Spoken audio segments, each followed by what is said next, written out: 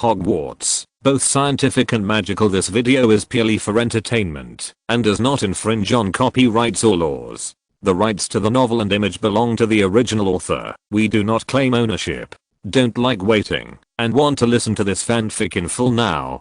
Subscribe to our Patreon, where you'll find the best fanfics. Chapter 76, Snatching Food from the Tiger's Mouth.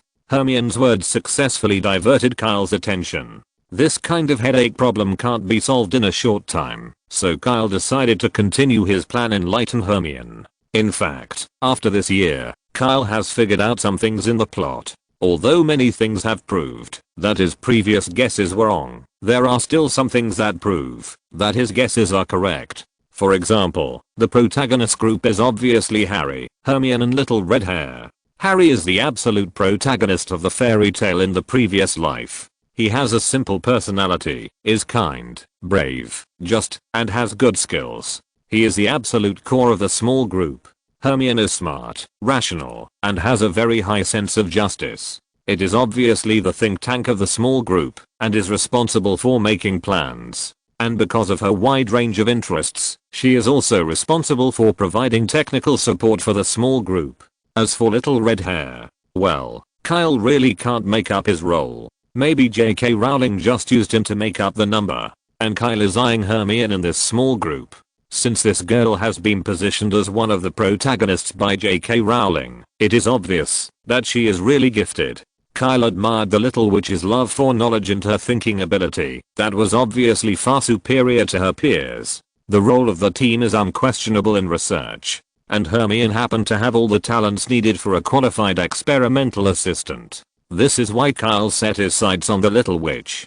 Unfortunately, from the experience of the previous year, Dumbledore also discovered Hermione's talent, and he has identified Hermione as one of the assistants of the savior, and the other one is obviously the Little Red Hair. Originally, Kyle was still worrying about how to snatch food from the tiger's mouth of Dumbledore and snatch the savior's helper he identified. This is not a simple matter. After all, the triangle is the most stable structure. If any two people in a small group have a conflict, there will be one person left to mediate, so the relationship between the three people will be very stable. And Hermione herself is in Gryffindor, and what she has seen and heard is all the worship of Dumbledore. This makes it extremely difficult for Kyle to start. Unfortunately, Dumbledore made a mistake himself and was caught by Hermione.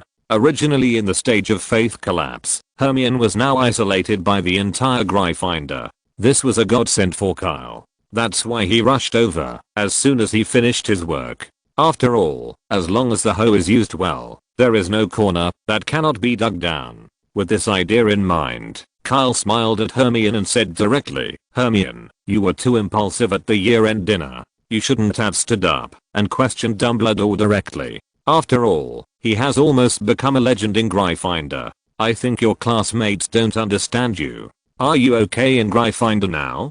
Kyle's words made Hermione look extremely sad, and her eyes turned red almost instantly. No matter how strong and independent this girl is, she is only an 11-year-old girl. But the little girl obviously didn't want to show her weak side to others. She kept biting her lips stubbornly and turned her face to the side. Hermione's expression made Kyle's eyes smile. "Well, I wanted to see how you are doing. I saw you were in a good mood just now. It seems that at least you have reconciled with your friends."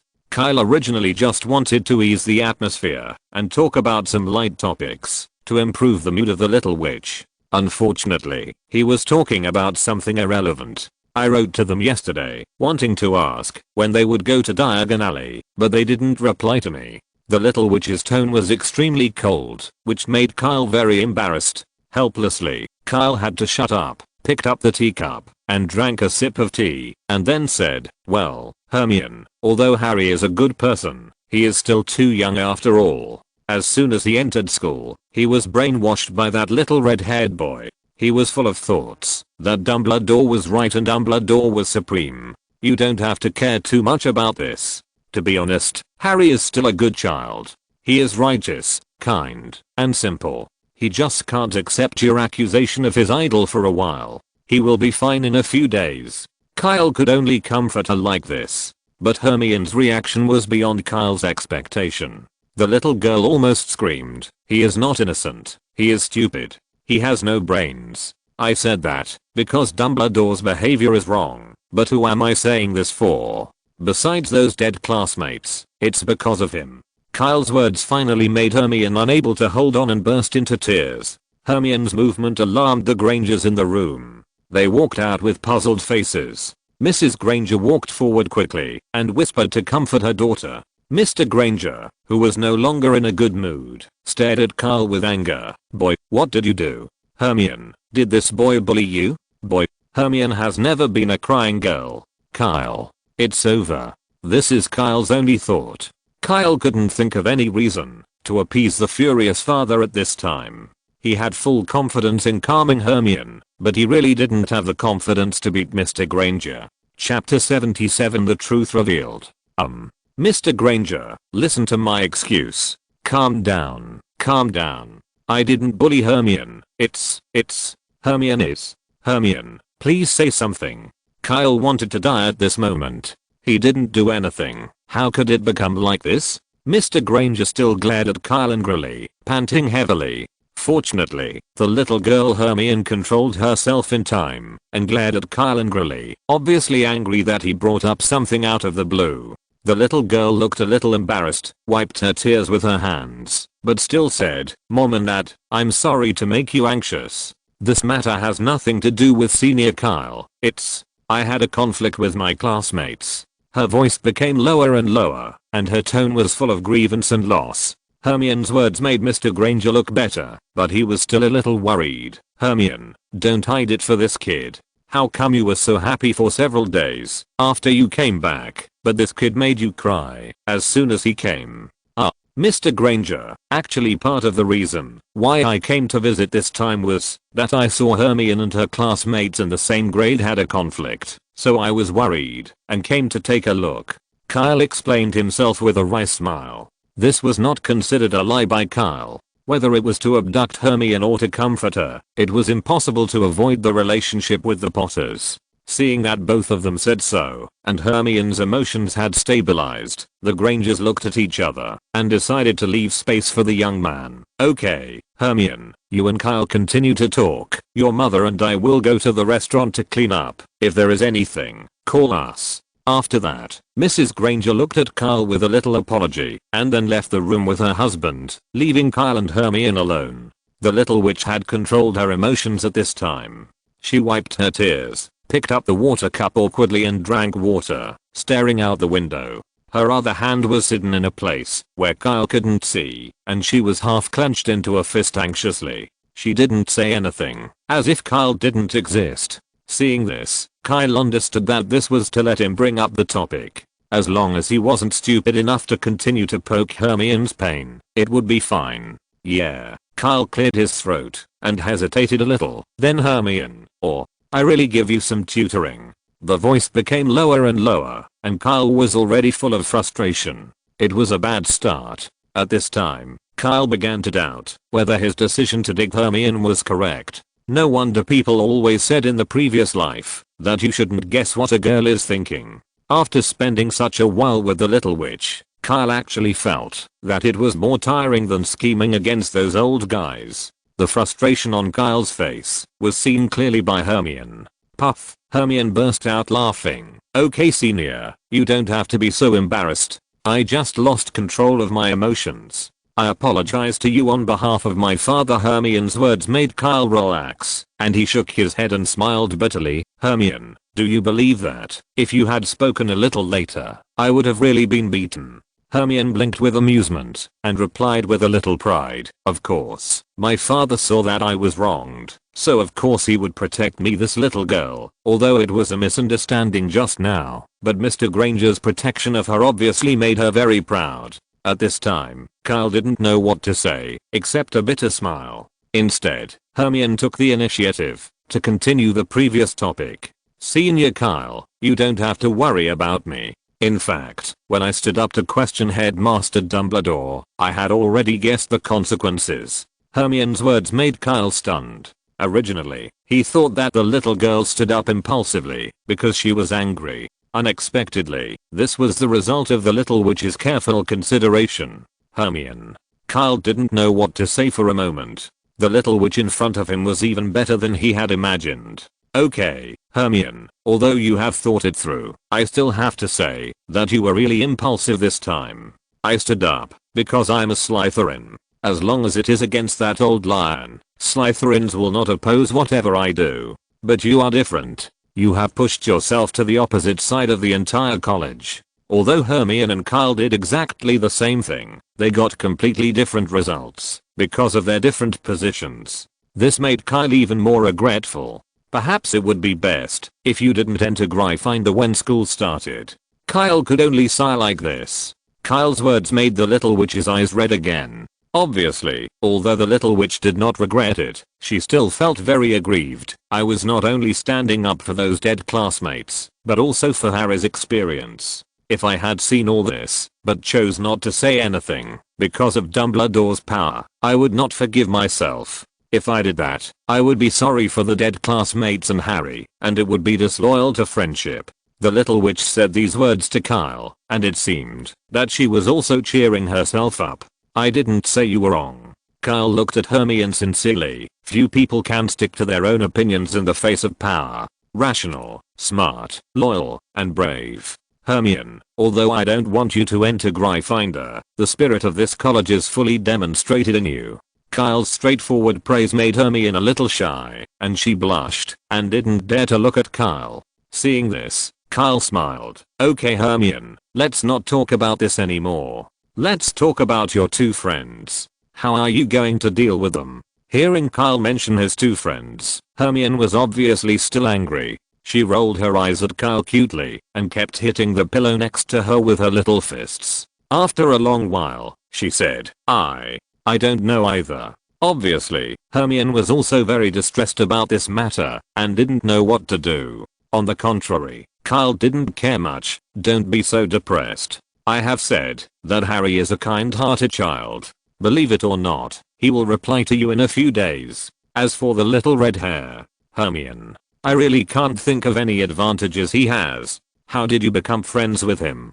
Do you keep him as a pet? At the end of the conversation, Kyle's tone was full of doubts. This was something he had been wondering about for a long time. Hermione was such a smart child. Of course she could see the shortcomings of the little red hair. Angry, brainless, impulsive, jealous, low IQ, rude, paranoid. I really don't understand how Hermione tolerated him. Kyle's complaints made Hermione burst out laughing. Senior Kyle, Ron is not as bad as you say. When he and Harry rescued me, weren't they very brave? Fearing that Kyle would continue to complain about Ron, Hermione quickly continued. Senior Kyle, do you think Harry can really figure it out? After all, he was very angry at the time. Hermione's cautious look made Kyle want to laugh, but in order to save her face, he could only try to control himself. I didn't say Harry can figure it out. I may know why he can become good friends with the little red-haired boy. They both don't seem to be very smart. While speaking, Kyle touched his chin, looking thoughtful. Senior Kyle. Obviously, this remark caused Hermione's dissatisfaction, and she couldn't help but let out a coquettish sound. Okay, I won't say anything. But Hermione, what I just said is not that he has figured it out, but Harry is really a kind child. He will calm down in less than 2 days. Believe it or not, he might already be blaming himself for hurting his friend. Kyle's words made Hermione feel a lot better. Her voice was no longer unhappy. She said with a little pride, it is because of Harry's kindness and bravery that I became friends with him. After saying this, Hermione seemed to remember Harry's behavior in the past few days, and her tone was full of resentment again. But you are right, Harry is really not very smart. This made Kyle laugh. This savior of Gryffindor hasn't figured out that the previous adventure was a game arranged by Dumbledore. This news was indeed beyond Kyle's expectations, and he couldn't help but laugh. That idiot may have figured it out a little, but he obviously believes in Dumbledore more than me. Hey, I thought my words would make Harry think more, but I didn't expect Harry, who is usually very smart, to be so persistent in this matter of Dumbledore. I'm really pissed off. After saying that, the angry little witch couldn't help but hit the pillow a few more times. Kyle had never seen such a little witch in school. Obviously, the environment at home made her relax a lot. However, Hermione's words made Kyle's heart move. The little girl's intelligence seemed to be beyond Kyle's imagination. This made him decide to test the little girl. What do you mean by asking Harry to think more about it? Harry is actually quite good, with average grades and excellent Quidditch. Apart from his excessive admiration for Dumbledore, there doesn't seem to be anything to consider. Hermione was obviously a little annoyed that Kyle pretended to be ignorant. Senior Kyle, I don't believe you don't know about Harry. You are so smart. Can't you see what Dumbledore did? He clearly promised the wizarding world that Harry would have a happy childhood, but in the end, Harry was abused by his relatives since he was a child, and he knew nothing about it. This is what makes me most angry. He is completely derelict in his duty, and he has failed the trust of Harry's parents and Hagrid and others. So that's it, Kyle thought to himself. The little witch saw more things, but children of this age still underestimated the darkness of adults. After thinking about it, Kyle decided to break Hermione's innocence. After all, Voldemort makes a comeback every year, and Hermione is deeply involved. The current situation does not allow the little witch to continue to be naive. Hermione, how do you know that Dumbledore knows nothing? Kyle's voice was a little low, sounding like he was casually asking what they had for breakfast. But the content of his words made Hermione shiver all over. Obviously, these words were beyond Hermione's imagination, so that the little girl's answer was a little stammering. Senior Kyle, you mean that Headmaster Dumbledore knows everything? This is impossible. Dumbledore would not do this. It is meaningless to do this. Dumbledore would not do this. The voice became lower and lower, and Hermione's expression was full of confusion. A pair of helpless big eyes looked at Kyle pitifully. The little witch understood that protecting the Philosopher's Stone was just a test arranged by Dumbledore for Harry. Although there were mistakes in the middle, Dumbledore had good intentions. He wanted to train Harry and pave the way for Harry. These little witches could see it clearly, but she had never thought about what Kyle said now, which was too cruel. Unfortunately, Kyle didn't care about the little girl's feelings at this time, and cruelly told the truth directly. If you don't do this, how can Harry be so close to Dumbledore, trust him so much, and worship him? Kyle's words pointed directly to the truth, and the cruel nature even made Hermione tremble.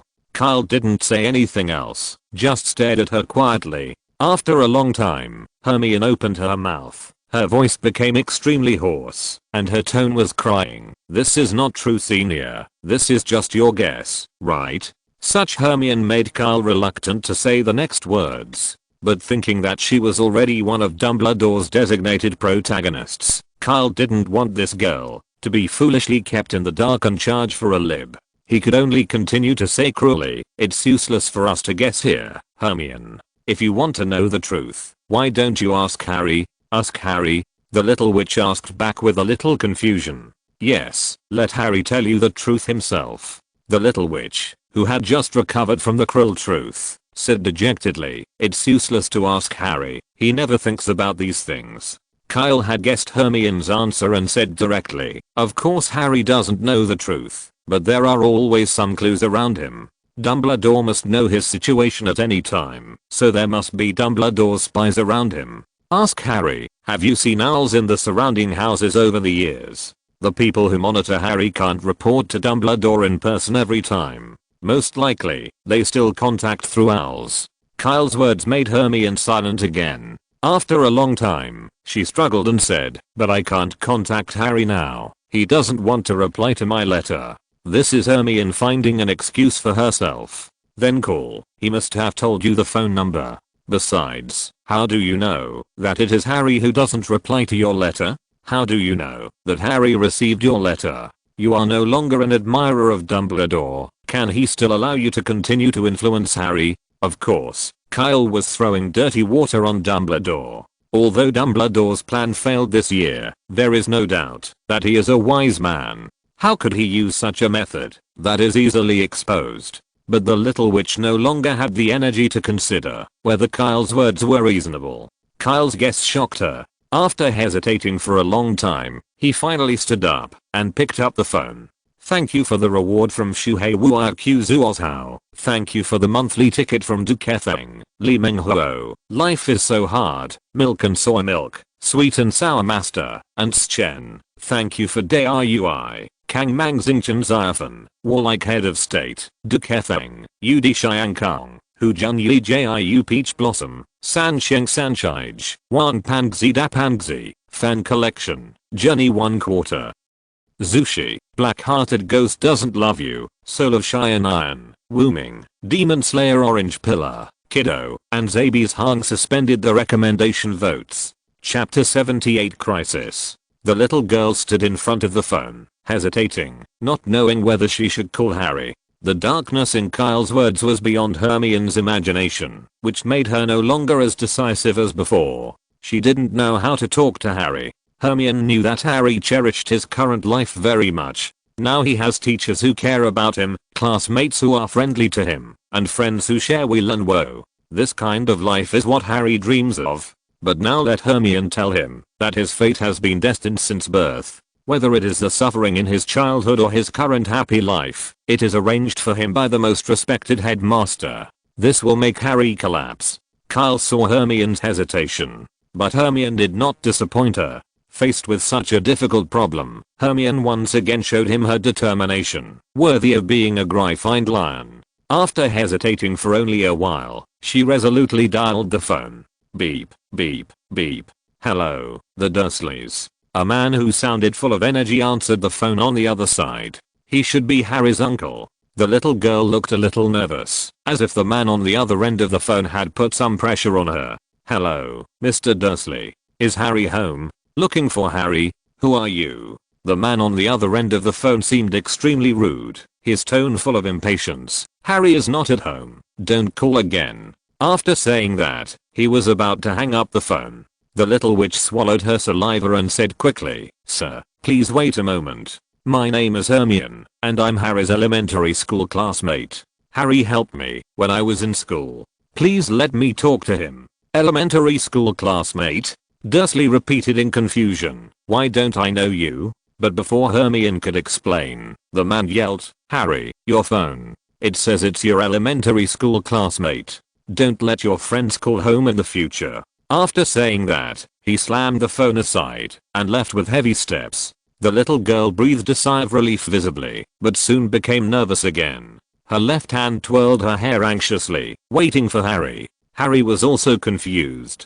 He had always been a nobody in elementary school. The only people who might remember him were his cousin Dudley and his gang of friends who bullied him. Who would call him? Was it a prank? Hello, how are you? Hi, Harry, it's me, Hermione. The little witch's voice was a little uneasy, and she was a little worried that Harry still hadn't forgiven him. Well, you left me your phone number when you were in school. I thought we should have a chat. Chat? Hermione, what happened? By the way, you and Ron are really too much. You forgot about me as soon as the holiday came. It's been almost a week, and you haven't contacted me once. I wrote to you, but you didn't reply. Harry's voice was very happy, and even when he complained, there was no sign of anger. He just complained casually. Harry's attitude when answering the phone made Hermione relax immediately. The boy's cheerful and sunny voice seemed to dispel the darkness that Kyle brought to him. But this relaxation only lasted for a few seconds, and she heard the second half of Harry's words, which made her feel like she was falling into an ice cave. Kyle, who was lazily leaning on the sofa, sat up suddenly. Something is not right. What he just said to Hermione about intercepting the letter was just to throw dirty water on Dumbledore. The old guy would never use such a despicable method. At this time, Kyle's mind was turning rapidly, thinking about various possibilities. Without waiting for Hermione to answer Harry's question, Kyle grabbed the microphone. Harry, I'm Kyle Shafiq. Senior Kyle, hello, why are you? Harry was obviously a little confused by Kyle's sudden interruption. But Kyle didn't wait for Harry to finish, and quickly continued. Harry, listen to me. Do you have your wand now? No, I left it in the room. Senior Kyle, go get it immediately. Harry, something is wrong. Hermione sent you a letter. You didn't reply, and she didn't receive your letter. At this time, Kyle's voice was full of seriousness. Harry's abnormality reminded him of Voldemort's comeback not long ago, and Sirius's escape from prison. He was not sure if this was another conspiracy of Voldemort, but this method of isolating Harry from his friends was somewhat similar to some evil rituals in his memory. These evil rituals require the object of sacrifice to experience the betrayal of friendship, the hurt of relatives, the infidelity of lovers, etc. And Harry's current situation seems to want Harry to think that he has been alienated by his friends. In fact, Kyle has come up with many ways to make Harry mistakenly believe that he has been abandoned by his friends. Once Harry meets the requirements of the magic ritual for the sacrificed person, he will face unpredictable dangers. The purpose of these rituals is generally very evil, and if the conditions are met, the ritual can be completed instantly. Fortunately, Harry's abnormality was discovered early, and it should not cause serious consequences. Kyle thought silently in his heart. Harry didn't know what happened at this time, but when he heard that Hermione didn't receive his letter, and the voice of the powerful senior in his heart was so serious, he subconsciously obeyed the arrangement. Knock knock knock. Kyle listened to Harry running away, the footsteps from near to far, and then after a burst of searching, the footsteps walked back to the phone from afar. Senior, I got the wand. Harry's voice came from the phone. Although he sounded a little nervous, he didn't seem scared. What a natural Gryffindor. Kyle praised him secretly. Okay, Harry, now you have to control your expression. Don't panic, don't look around, just talk like you're on the phone normally. You have to listen to every word I say. I suspect someone is targeting you now. I don't know who it is. Maybe it's Sirius, or maybe it's Voldemort who escaped from Hogwarts before, but it's obvious that you are no longer safe. Harry, think about it. Before you went to Hogwarts, did you see any owls around your home?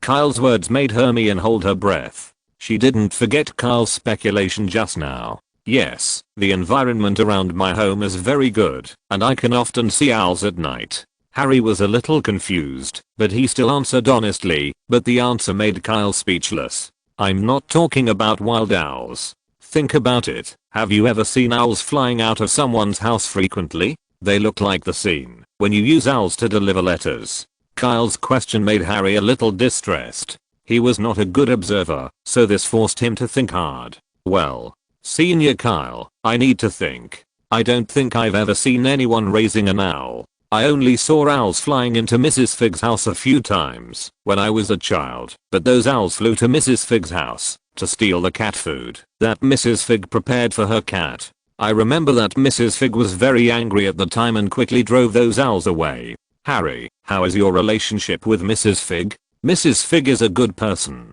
Although her house always smells like cabbage, she is very kind to me. She is the only one who is willing to take care of me when my aunt and others are not at home. That's her. Harry, do you have flu powder? This answer made Kyle feel a little relieved, and he continued, you go to Mrs. Fig's house and throw the flu powder into the fireplace when she is not paying attention. If a green flame ignites in the fireplace, you can be 100% sure that she is a wizard, at least a squib. Fly. Fly what? Senior Kyle, I don't understand. How can Mrs. Fig be a wizard? She has lived here since I was very young and never goes out. That's even more true, Harry. Mrs. Fig is probably someone sent by Dumbledore to protect you. Well, it seems that you don't have flu powder, so just tell her directly that you want to contact Dumbledore. The situation is urgent. If she doesn't admit it, you can tell her that your letter was intercepted. It is suspected that the Death Eaters have targeted you and want to perform some ritual. Kyle's words made Harry dizzy, and he didn't know whether to believe him or not. Harry found it incredible that his neighbor, whom he had known for many years, was actually a wizard. Harry, believe what Senior Kyle said, and go to Mrs. Fig. Fortunately, Hermione's words made him determined. In the past year, Hermione has been acting as the think tank of the small group, which made Harry trust her very much. In the end, although Harry still had doubts, he still agreed. Kyle was worried that Harry would run out in a panic and be discovered by the people monitoring him, so he reminded him again, Harry, take your wand and be ready to use magic at any time. Don't be afraid of the underage ban. If something unexpected happens, use a spell quickly, even a clear spring of water. The people from the Ministry of Magic will immediately apparate to your vicinity after detecting that you are using magic quickly. These were all the ways Kyle could think of in a short period of time. He was not sure whether he could get Harry out of danger, but it was better than sitting and waiting for death. After Harry hung up the phone, Kyle returned to the sofa and closed his eyes to rest, waiting for the final result. But Hermione, the little girl, was fidgeting and walking around in the living room, which made Kyle become restless. Okay Hermione, sit down and rest for a while. It's no use walking around like this. We have tried our best to help Harry. As long as he doesn't panic, there will be no problem.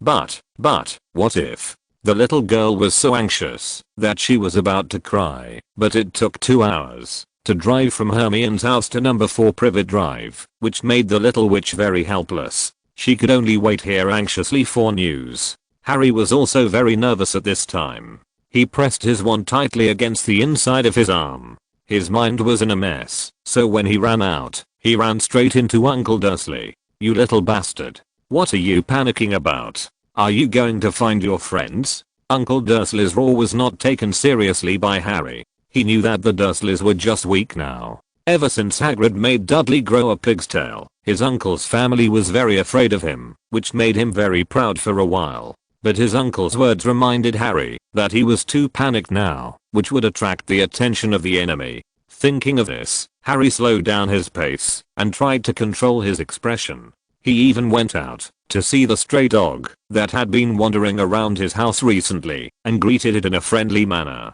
Come on, that's it. You are just visiting a friend. There is no need to panic. Harry kept cheering himself up in his heart, trying to be like usual, while thinking about what Kyle had just said. Mrs. Fig is probably someone sent by Dumbledore to protect you. This sentence appeared in Harry's mind over and over again. Harry was innocent and kind, not stupid. When Kyle told him about this, many details that he had not noticed before were recalled by him. This made him happy that he had the hope of getting out of the current predicament, but some bad thoughts also emerged in his mind. Number 4 Privet Drive is only 2 streets away from Mrs. Fig's house, but this short distance made Harry feel like he had walked for a long time. Thinking about all kinds of things in his mind and being alert to the surroundings at all times made him extremely tired. Finally standing at the door of Mrs. Fig's house, Harry hesitated, not daring to face the truth. Using magic can also attract the attention of the Ministry of Magic. What if Mrs. Fig is not a wizard? I can't expose the magic world in front of ordinary people. Harry tried to find excuses for himself in his heart. Dumbledore and the Gryffindor he led were all the light in Harry's life. Even if it seemed a little silly to do so, Harry decided not to push the door. The miserable childhood made Harry's requirements for happiness very simple, and he cherished it very much, even if this happiness seemed a little false. Unfortunately, sometimes things don't develop in the direction people hope. Harry, what are you doing standing at the door? I just made some new cookies. Come in and taste them. Just as Harry turned around and was about to leave, Mrs. Fig's voice came from the window next to him. Meow, the cat she raised, named Mr. Claw, seemed to echo Mrs. Fig's words and called happily at him. Harry felt that the smile on his face must be not much better than crying, and he stammered, Mrs. Fig, I originally wanted to visit you, but I suddenly remembered that Aunt Petunia asked me to go home early, so I won't bother you today, and I'll come another day. After saying that, without waiting for Mrs. Fig to reply, Harry ran away. Unfortunately, Harry's appearance obviously aroused Mrs. Fig's suspicion. Wait, Harry, what's wrong with you? Is Dudley bullying you again? Before she finished speaking, she looked Harry up and down and stopped at the wand that Harry was holding tightly. Harry. Mrs. Fig's voice was dragged for a long time. What are you doing with a small wooden stick? Although Mrs. Fig did not explicitly say that it was a wand, Harry could see from her eyes that she was familiar with the wand. Chapter 79 Dumbledore arrives. Harry remained silent. Mrs. Fig looked nervous, excited, and relieved. Come in, Harry. You are better than I thought. I thought you would find me after you entered school, but I didn't expect it to be so soon. Mrs. Fig's voice was a little tired, but her face was full of a relaxed smile. Back then, Dumbledore found me and told me that he needed someone. Squib. He asked me to take care of you and protect you in the Muggle world. At that time, he told me That I only needed to take care of you for 3 years, and then he would arrange for someone else to take over. It was clearly agreed to be 3 years. 3 years later, another 3 years, and another 3 years after 3 years. It's almost 12 years, Harry. Mrs. Fig's voice was almost a sigh, but it was still clearly heard by Harry. This made Harry, who walked in, stammer and didn't know what to say. The questioning words turned around and around in his mouth, but he couldn't say it. Closing the door, ignoring Harry's embarrassment, Mrs. Fig naturally brought him a plate of fragrant cookies. Try it, Harry. This is the flavor you've always liked. It's good that you've discovered it. It will make it easier for me to take care of you, and I won't have to hide it so hard. I've been worrying about this for the past few days. How can I hide myself, now that you know more about the wizarding world? Mrs. Fig was in a good mood. Harry felt as if he had never seen her smile so happily before. The meeting with Mrs. Fig went very smoothly, which was a bit beyond Harry's expectations. On the way here, he had imagined a big drama of a young man fighting against the surveillance lady, Mrs. Fig, but he didn't expect it to be all in vain. This made Harry a little at a loss for words, but thinking about the urgent situation outside, Harry had to interrupt her excitement. After swallowing, he said dryly, "Mrs. Fig, can you contact Professor Dumbledore now?" Mrs. Fig was startled by Harry's question. Thinking of Harry's nervousness just now, and the wand he had been holding tightly, her expression suddenly became serious. "What's wrong, Harry? What happened?" After saying that, she stood up and quickly closed the curtains, and hid behind the curtains to look out secretly. Seeing Harry's surprised look, she explained, "Dumbledore told me that the magic world is not peaceful now, and asked me to observe whether your surroundings are safe at any time." Harry's expression was a little strange, and he was not quite able to adapt to Mrs. Fig's change. "Yes, it seems that someone is watching me around." Fortunately, Mrs. Fig didn't care about his attitude, but just thought it was the tension of a young man facing danger. In fact, the old woman's mentality was not as relaxed as her face showed. After all, she was just a squib. If she really faced the dark wizard, she would not have any power to resist. Found it. Mrs. Fig reached out and fumbled on the kitchen mantel for a while and took out a shabby box. The box was dirty. If Harry hadn't known in advance that something was hidden inside, he would never want to touch it. "This is flu powder," the old woman explained. "We are going to try our luck. If Professor Dumbledore is in the office, we can contact him directly." After that, she reached out and took out a handful of shiny powder from the broken box, walked to the stove, and sprinkled the powder on the flame. With a loud bang, the flames turned emerald green and burned higher and higher, gradually rising higher than Mrs. Fig. Then Harry saw a horrifying scene, which almost made him scream. Mrs. Fig put her head into the fiercely burning flames. Fortunately, Harry heard her shouting with full energy, "Professor Dumbledore, are you here? You need to come over. There is a situation here." After that, Mrs. Fig stood up. There was no sign of burns on her head, and Harry was relieved. As if sensing Mrs. Fig's anxious mood, her 3 kittens all meowed and surrounded her, following her feet. All the big eyes looked at Harry, as if blaming him for bringing danger to his master. This thought made Harry feel ashamed. Thinking carefully, he was indeed the one who dragged Mrs. Fig into danger. Fortunately, Dumbledore did not let them wait too long. With a bang, Dumbledore appeared in the living room. Harry recognized that it was apparition. He heard Hermione say that, as long as the wizard had been to a place and the wizard had enough magic power, he could move there instantly. This made Harry feel a pang of pain in his heart. Professor Dumbledore really knew about it, but he knew that this was not the time to talk about this. He suppressed his sadness and quickly explained the current situation to Dumbledore. "Professor, when Hermione and I were on the phone today, I found that all my letters were intercepted. No matter whether they were sent by me or sent to me, they were all gone. At that time, Senior Kyle happened to be at Hermione's house. He judged that I was in danger and might be targeted by a dark wizard, so he asked me to ask Mrs. Fig for help." After Harry finished speaking in a hurry, he thought that Professor Dumbledore would immediately use some magic he had never seen to locate the hidden dark wizard. However, Dumbledore's reaction was very calm. He did not immediately deal with the abnormality Harry mentioned, but thought naturally, "Kyle. What a smart child. Harry could not tell whether he was praising Kyle for being able to judge that there was danger around him or referring to Kyle guessing the existence of Mrs. Fig. This made him dare not interrupt easily, and he could only stand aside at a loss. Fortunately, Harry's embarrassment did not last long.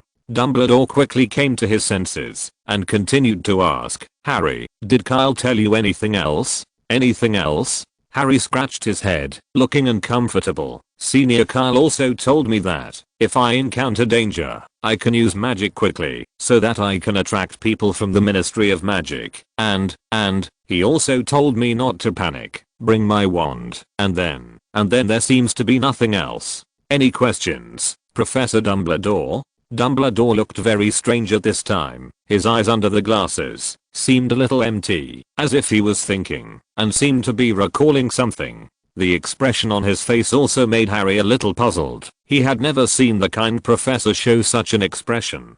Sometimes he was serious and cold, and sometimes he was relieved and relieved, which was extremely complicated. This made Harry feel that what he told Dumbledore was not that there were dark wizards around, but that Voldemort was dead, but the earth was about to explode. The complicated expression on Dumbledore's face did not stay for long. He quickly adjusted himself and asked Harry in an ethereal voice, "Kyle is such a smart kid.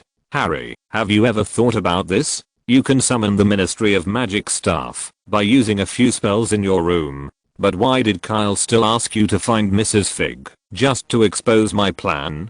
Dumbledore's words made Harry change color. In fact, Harry thought of Kyle's purpose when Mrs. Fig admitted it. But then, Dumbledore's next question made him begin to doubt his IQ. Kyle knew that doing this would cause my dissatisfaction. So why did he do this? And what was his purpose? At the same time, Hermione asked the same question. "Senior Kyle, why do you have to let Harry go to Mrs. Fig? You directly exposed the arrangement of Principal Dumbledore. Wouldn't it arouse his hostility? The next chapter will be very late. Everyone doesn't have to wait, maybe until the early morning." Chapter 80 Say Hello. Kyle expected Hermione to ask such a question.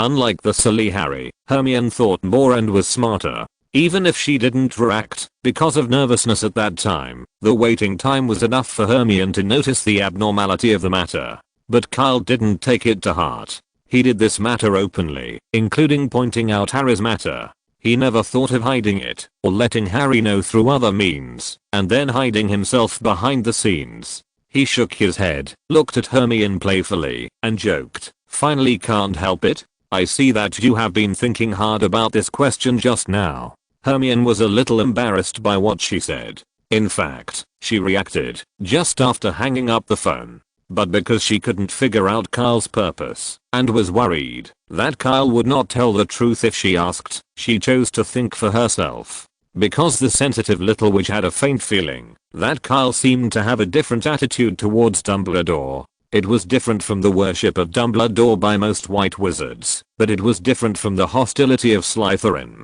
Kyle didn't mean to embarrass Hermione, so he quickly continued, "Don't think too much. I didn't have any conspiracy in my arrangement for Harry. I just said hello to Dumbledore." After saying that, he leaned back on the sofa and stopped talking. He just stared out the window. "Say hello?" Kyle's words made the little witch even more confused, but she knew that Kyle would not say anything else, so she could only sit aside and try to think about why Kyle did this. Hermione had Kyle's answer and barely knew part of the answer, but Harry didn't have such good luck. Dumbledore's question made him dumbfounded. Originally, he thought that Dumbledore arranged people to monitor him and turned a blind eye to his abuse, which was on the first level. Kyle pointed out Dumbledore's arrangement, which was on the second level. Now Dumbledore saw through Kyle's plan, which was on the third level, but Dumbledore's words told him that things were not that simple. So the question is, which level is Kyle on this wave? Dumbledore did not wait for Harry's answer, nor did he give his answer. Instead, he cast the Patronus charm, and after a few words to the Patroness, the Silver Phoenix cried and disappeared through the wall. Helpless Harry knew that he could not figure it out by himself, so he turned to look at Mrs. Fig, intending to seek help from adults. But unfortunately, Dumbledore and Kyle seemed to be very high level in their aerial fight, and Mrs. Fig could only give him a helpless look. Harry did not figure out what Kyle was going to do in the end, but his nature as a little fool made him understand two things. First, Professor Dumbledore is powerful, but he is still a lib, so he should not be provoked. Second, Senior Kyle is powerful, but he is still a lib, so he should not be provoked. While waiting for the Patronus, Dumbledore would occasionally cast some magic that Harry did not recognize, and these magics sank directly into the void. Harry vaguely felt that the house seemed a little different, but he could not tell where the change was, which made Harry begin to miss Hermione. Hermione will surely be able to guess what Headmaster Dumbledore is doing, Harry muttered quietly. Unfortunately, no one paid attention to him. After a few minutes, the Patronus passed through the wall and returned to Dumbledore. The Silver Phoenix circled around Dumbledore for a few circles before disappearing. Then, there was a rapid knock on the door. Knock, knock, knock, knock. Harry glanced at Dumbledore and saw that he had no objection, so he ran over and opened the door. The man outside the door was tall and bald, with a golden earring on one ear. Seeing Harry opening the door, the visitor smiled brightly and extended his right hand to him. "Hello Harry, nice to meet you, Kingsley Shacklebolt." The visitor's enthusiasm made Harry a little embarrassed, and he also quickly extended his hand. "Hello, Kingsley." Before Harry could say anything more, Dumbledore's voice came from behind him. "Come in, Kingsley, we don't have much time for greetings." Dumbledore's voice was very serious, but Kingsley was still smiling, and even made a face at Harry, which made Harry's nervous mood relax a lot. After entering the room, Kingsley first greeted Mrs. Fig, and then stood opposite Dumbledore. "Albus, what happened?" Dumbledore ignored Kingsley's cynicism and said directly, "Kingsley, let's listen to Harry's detailed account of what happened. Harry, try to recall the details of the past few days, and see if there is anything you can find." Hearing Dumbledore's request, Harry cleared his throat nervously and said while recalling, "After returning from school, I have been at Aunt Petunia's house for the past few days and have not gone out. It has been almost a week, and Ron and Hermione have not contacted me. I sent them a letter, but they didn't reply. Originally, I thought they went back home and met their old friends and forgot about me. But when Hermione called me today, she told me that she didn't receive my letter, and I didn't reply to the letter she sent me. But Principal, I didn't receive any message from them." At this point, Harry asked back with a little confusion, "Principal, it's just that the letter was intercepted by someone else. Why are you all so serious? Maybe this is just someone else's prank." Kingsley interrupted Harry before he could finish. "Harry, I'm afraid this is not a prank. Did you send the letter with your owl?" "Yes, sir. This is the key. The owl will accurately deliver the owner's letter to the right person.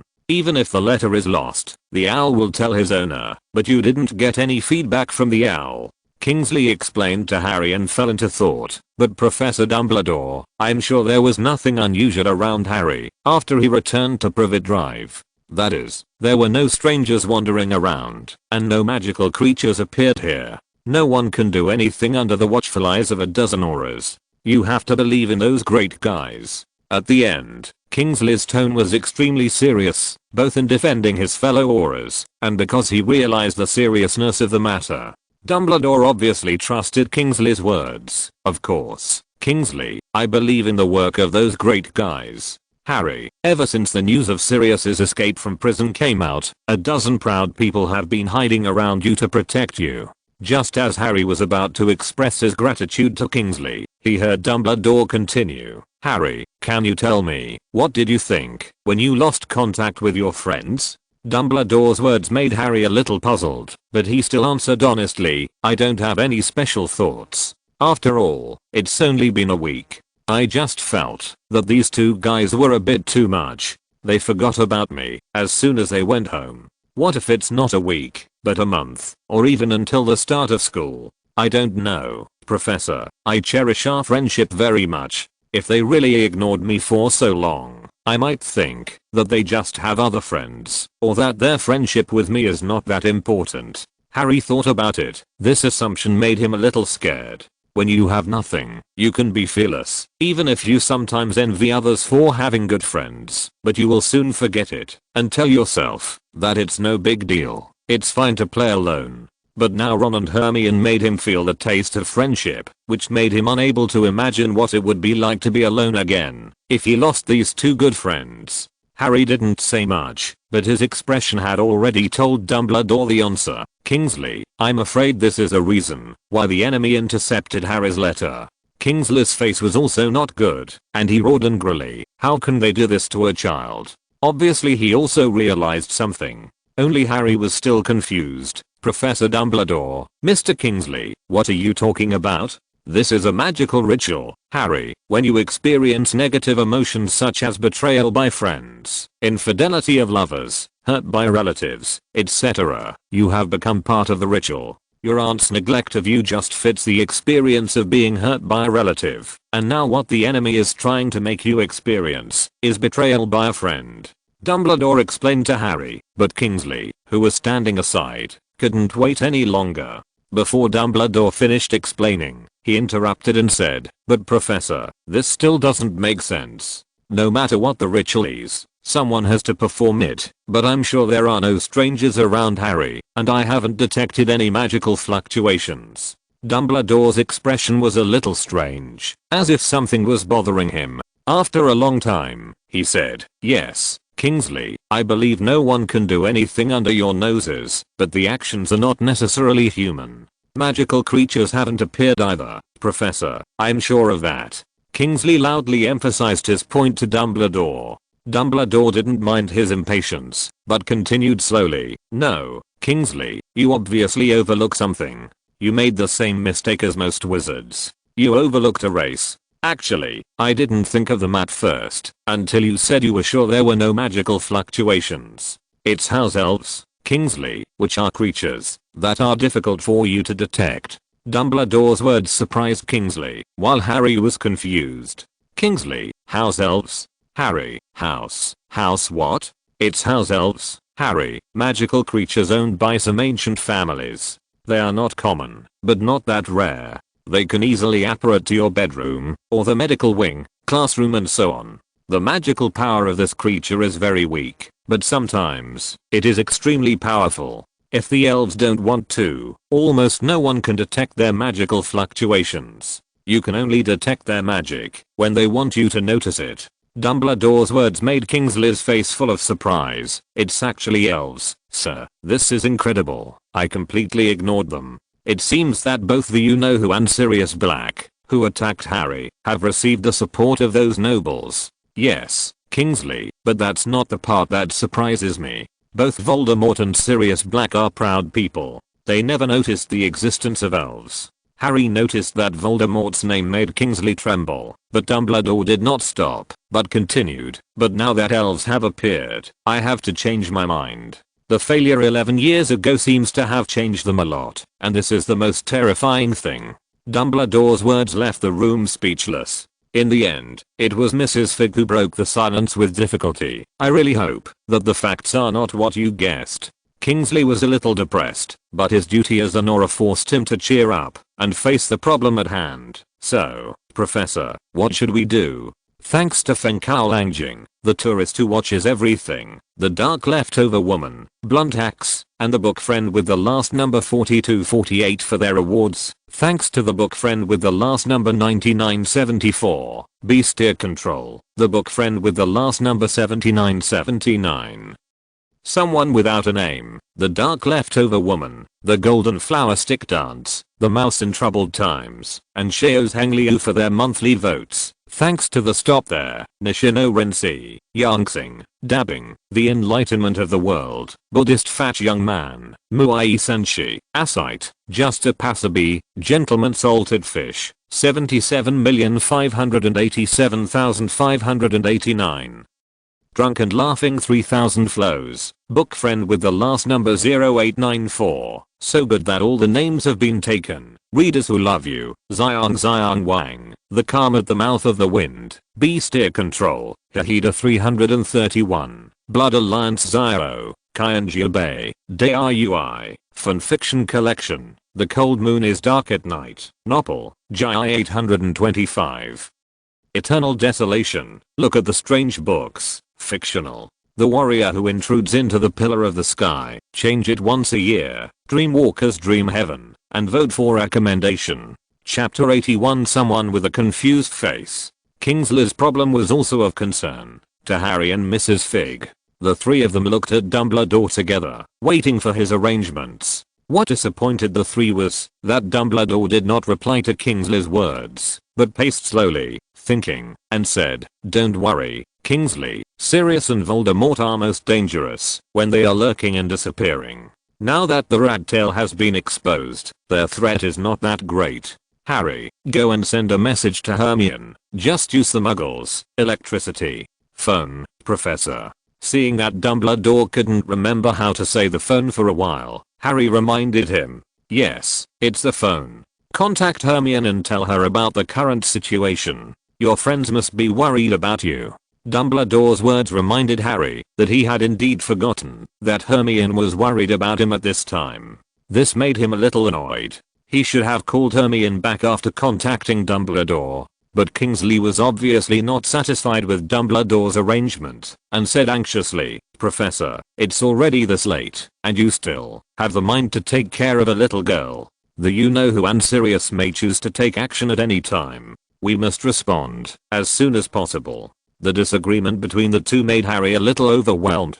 It was only after Dumbledore gave him a gesture of action that Harry hurried to the phone. "Kingsley, don't worry, I also have some questions that I want to confirm with Mr. Kell." Hearing Dumbledore's answer, Kingsley could only stand aside unwillingly, waiting for Harry. Beep, beep, beep. "Hello." The voice in the microphone was urgent and loud, and a little breathless. Obviously, Hermione rushed over as soon as she heard the phone ring. "Hermione, it's me, Harry."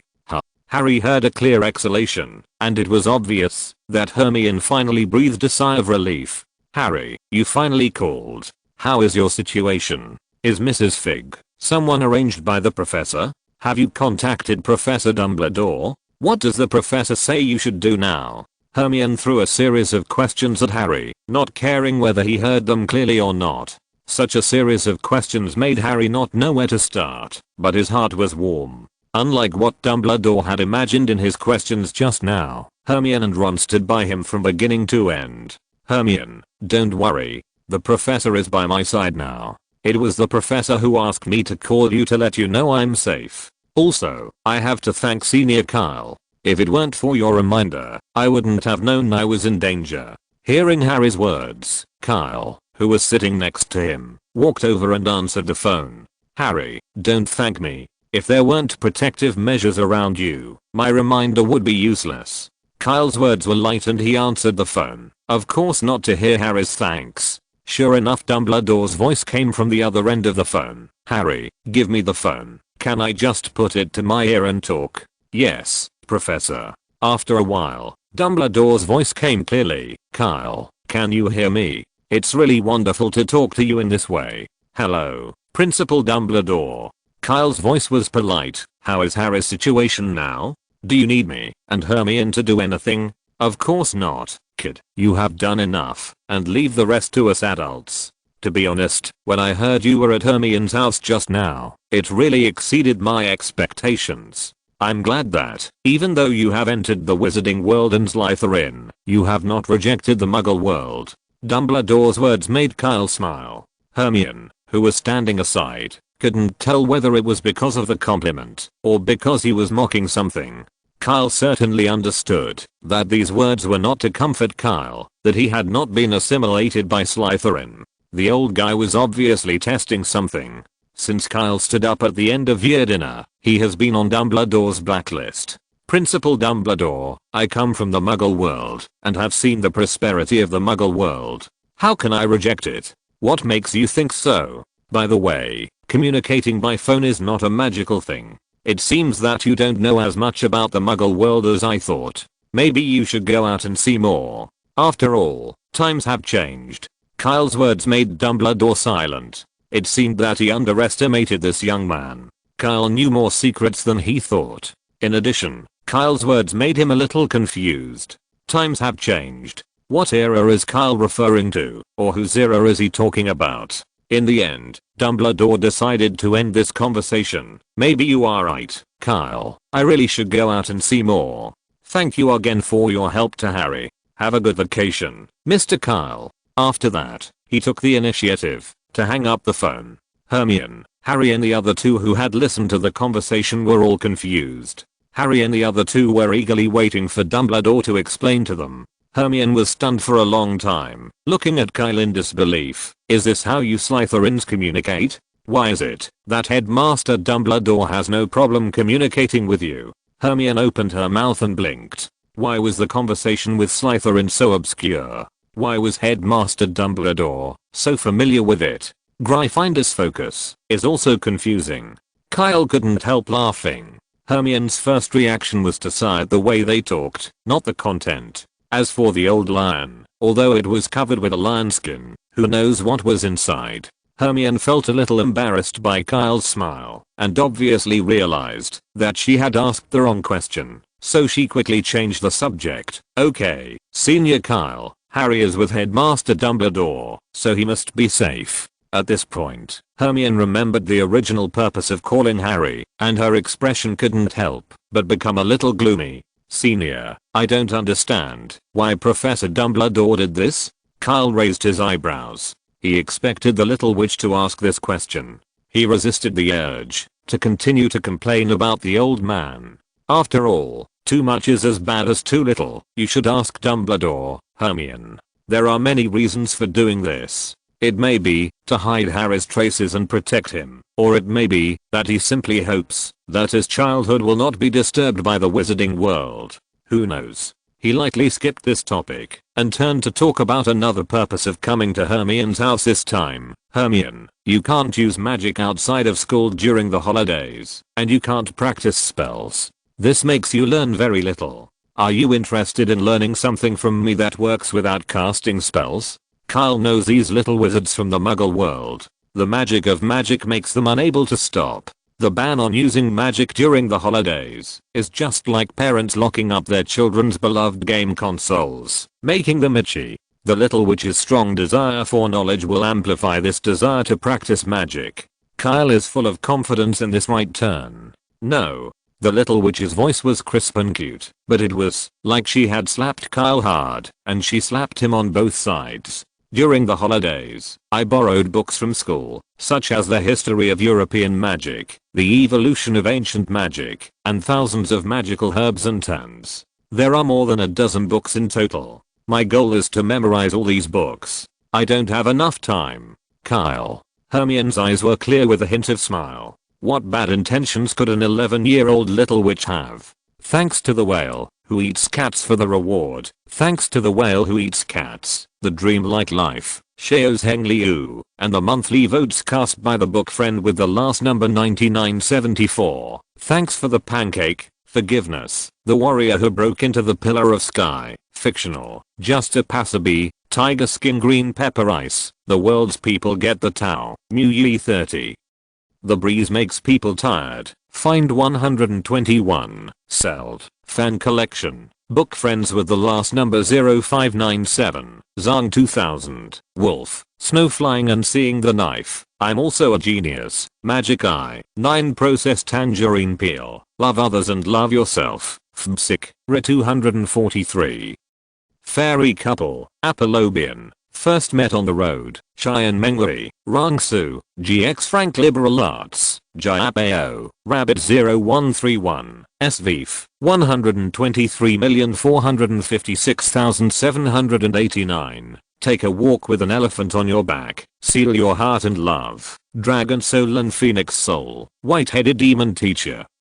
Book friends jointly plan an alliance. It is naturally related to you. Kisei, greedy and sleepy pig. Zhang Yunai. Lover without regrets. Dongfang is not weak. The owner of the 12th floor of Lingnan Sumengzhen. Zin Raising King. Kilowatts. WF21. Phantom Fifi. MAA. Quanjian. Proud Moon Blood Wolf. DQXLB. Zarsha. Good Ministers. Glory of the 5 Continents. Stick to beat Zhao Qiang. LKDB 812,754. Ziohuat. Zangaya Pen 1. Spring Breeze 10 miles tenderness.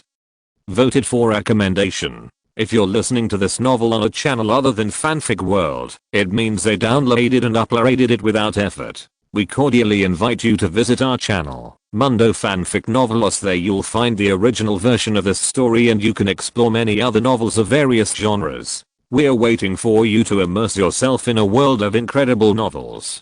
Chapter 80 To a Confused Dog. Not to mention Kyle, who was doubting his life because of Hermione's words. The situation on Dumbledore's side was not much better. Mrs. Fig was old after all, and no longer had such great curiosity. Kingsley and Harry looked at Dumbledore with curiosity, waiting for him to explain the conversation just now. Unfortunately, the hidden meaning in Kyle's words was something Dumbledore could not explain. Should he tell Harry and Kingsley that he supported the first generation of Dark Lords and trained the second generation of Dark Lords, and now Kyle was questioning whether he should train the uncrowned king of Slytherin into the third generation of Dark Lords? Dumbledore could only put on an unfathomable look and let the two of them figure it out for themselves. It gave Harry and Kingsley a feeling that this matter could not be said. After all, those who understand will understand, and those who don't understand will not understand if they are told, so it is better not to say it. I don't know if it was to avoid further embarrassment or Dumbledore felt that the time was ripe and he quickly ordered the next action. Kingsley, now that we know what Voldemort and his men are doing, it will be much easier to deal with it. Although the house elves are the ones who carry out the orders, there must be wizards outside watching at any time. What we have to do now is to catch this little tail and find out whether he is directly working for Voldemort or for which wizard family. Kingsley, notify the Ministry of Magic and ask them to bring people to build a temporary anti-apparition array and then let the auras search from the outside. Cast the Muggle shielding spell and then search directly with the exploration spell. We just want to alert the snake and let this little tail jump out by itself. Yes, Professor. Kingsley's answer was straightforward and powerful. Although Kingsley had always been laughing and joking before, wearing a fancy robe and earrings, looking like a hip-hop middle-aged man, he was unexpectedly reliable now. Dumbledore obviously noticed Harry's surprise and looked at him with a smile. Harry, let me introduce you again. This is Kingsley Shacklebolt, the captain of the Aura team of the Ministry of Magic, my old friend, who can always be trusted. Kingsley also saluted Harry and said jokingly, "It is an honor to serve you, Sir Harry." Kingsley's action made Harry laugh, but before he could reply, Kingsley had already strode out of the room. With Kingsley's departure, the room was no longer as lively as before. Mrs. Fig knew that she could not help, so she went to the kitchen to prepare lunch for Harry. Dumbledore stood in front of the window, squinting his eyes and looking outside. Harry sat on the sofa cautiously and did not dare to speak for fear of disturbing Dumbledore's meditation. But the current situation made him impatient, and he moved left and right, as if he had lice on his body. Although he didn't look back, Dumbledore seemed to have eyes behind him. Harry, what we have to do now is wait. If you have any questions, you can ask them now. I will be busy later, and won't have time to answer you. Dumbledore's words made Harry quiet down. He opened his mouth, but finally avoided the question he wanted to ask. He asked with a somewhat gloomy look, "Professor, if we really catch the person who is monitoring me, what should we do next? In addition, why are there so many auras around me to protect me? We all know that Voldemort has not been resurrected yet. Shouldn't his first goal be to be resurrected? How could he have time to attack me?" Harry's question was obviously beyond Dumbledore's expectations. He was stunned for a moment and replied in a warm tone, "Harry, whether it is Sirius or Voldemort, you may be their first target." According to the Dementor's report, Sirius shouted in his cell that they were in Hogwarts before escaping. Later, the auras found a newspaper in Sirius' cell, which was the one reporting the attack on Hogwarts. "Obviously, that they are in Hogwarts," he said, "refers to you and Voldemort, which forced me to strengthen my protection of you. As for Voldemort, Harry, you are different to him. In addition to resurrection, you must be his first target." Dumbledore's words made Harry a little scared, and he couldn't help but mutter angrily, "Who gave Sirius the newspaper? Isn't this telling him that Voldemort is back? Professor, you must investigate this person. I suspect he must be a Death Eater, and he is deliberately passing the news to the prisoners in Azkaban." Harry's words made Dumbledore a little helpless, but he still explained with a little tiredness. Harry, I have thought of this possibility, but the newspaper belongs to Minister Fudge. He dropped it there when he inspected Azkaban, and then Sirius picked it up. This answer made Harry dumbfounded. He couldn't just lock up and interrogate the head of the British wizarding world when there was a sign of war. This would make the British wizarding world a laughingstock in the whole of Europe. Harry had no choice but to give up and continue to ask another question. If we catch the person who is spying on me, what should we do next? Can we take the opportunity to find Voldemort and completely destroy him before he is resurrected? This question went straight to the core of the matter, but Dumbledore still couldn't give Harry the answer he wanted. It's not that simple, Harry. Before I figure out how he escapes death, I'm afraid it will be difficult for us to completely defeat him. But recent events have touched me a lot and given me some new ideas. I think I will soon be able to find out the secrets hidden by Voldemort. This answer made Harry extremely frustrated, but soon, his attention was diverted. A strange patroness entered the room, first nodded to Harry, and then walked towards Dumbledore. The patroness' mouth opened and closed, and Kingsley's voice came out. Professor, the people from the Ministry of Magic have arrived, and now the auras have begun to shrink inward. Once there is new news, I will continue to report to you. After that, the patroness disappeared like smoke being blown away. Dumbledore's expression became serious. He stood motionless by the window, with his wand in hand, ready to go. At this time, a huge encirclement had been formed with 4 privet drivers the center. At the outermost edge were several wizards who presided over the temporary magic circle. The auras who were originally hiding in the surroundings, as well as the strikers who came to support the Ministry of Magic later, began to search carefully inside. The Muggle shielding charm allowed them to use magic unscrupulously and talk to each other without being noticed by Muggles. Even if they used the blazing flame right in front of them, the Muggles would only ignore it or think of it as a magic trick. This made the Ministry's operation go very smoothly, and the staff of the Ministry of Magic kept talking to each other. Ginlace, I found nothing here, no dark wizards, and no Sirius. Everyone be careful, Sirius used a spell to blow up a street. If you find the target, take action immediately, and don't give him a chance to resist. Be safe, be safe. Everyone should not be left alone, and call the people around to siege the target immediately. The auras of the Ministry of Magic searched passionately, but did not notice a huge stray dog next to them, who was listening to them attentively. After all, it was just an ordinary stray dog. The auras had already detected it secretly. It was neither a magical creature nor a wizard's pet. Of course, it couldn't understand human speech, which made them completely ignore this big dog. So no one noticed that the stray dog's face was full of question marks at this time, and it stood there in a daze thinking about its life. Who am I? Where am I? What should I do? How did I get discovered? At this time, Sirius' heart was full of collapse. How could the efficiency of the Ministry of Magic be so high after being locked up for 11 years? Chapter 83 Failure. There was nothing wrong with the tactics arranged by Dumbledore. With the gradually shrinking encirclement and the auras constantly casting exploration spells, no one could continue to hide. Unfortunately, they were facing an animagus.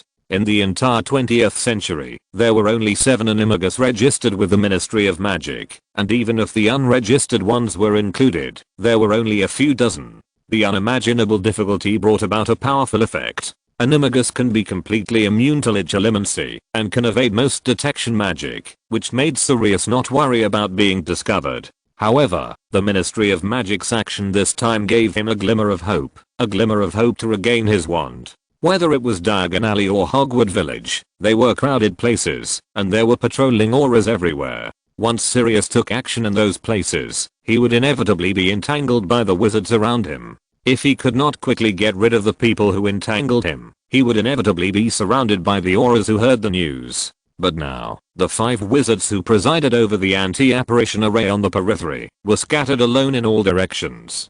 This was a rare opportunity, so Sirius decided to act immediately. He first ran out of the encirclement and stopped not far behind a Ministry of Magic employee. After repeated reconnaissance several times and confirming that there were no hidden wizards around, Sirius quickly changed back to human form. The huge black body twisted wildly. A beam of dazzling light flashed, and then, it was like watching a sped up movie, like watching a tree grow taller section by section. First, the head slowly grew out of the ground, and then the limbs slowly stretched out like sprouts. The next moment, Sirius stood there. Sirius looked extremely embarrassed. His body was very dirty, and his hair hung down to his eyes. If his eyes were not moving, people would think he was a zombie. The waxy skin tightly wrapped around his bones, looking like a skeleton. The days in Azkaban tortured him to the point that he was almost unrecognizable, but the light in his eyes was the same as 11 years ago, and it never faded. It seemed that the Ministry of Magic had cast a Muggle shielding charm and a Muggle repelling charm at the same time. The streets that were usually crowded were now empty. This made it easier for Sirius to move. At least he wouldn't scream out loud because someone noticed his strange appearance. Sirius carefully hid in the corner, while a Ministry of Magic employee not far away stretched out his wand and maintained the anti-apparition circle. The employee was so focused on maintaining the magic that he didn't notice Black not far behind him. Sirius approached quietly, holding a stone picked up from the roadside in his hand, and stood behind the employee with bated breath. Bang! The young employee fell to the ground before he even had time to give a warning. Sirius behind him couldn't wait to pick up the wand that fell on the ground. This was the first time he touched a wand in 11 years. The familiar feeling made Sirius a little dazed, and the magic power that was originally difficult to mobilize in his body became flexible again. Although it was not as easy as using his own wand, he was already very satisfied.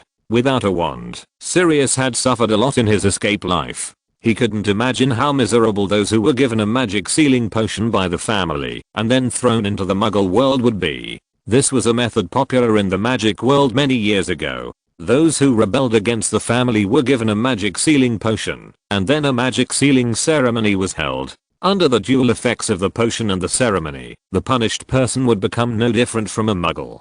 Although it was said that this magic potion had been lost, Sirius knew very well that a family with a deep foundation like the Black family would always be able to find some long lost things in the treasure house. So, my crazy mother was still very kind. She only expelled me from the family and didn't even cut off my pocket money. Black's expression was a little gloomy, and these unpleasant memories made him feel a little turbulent.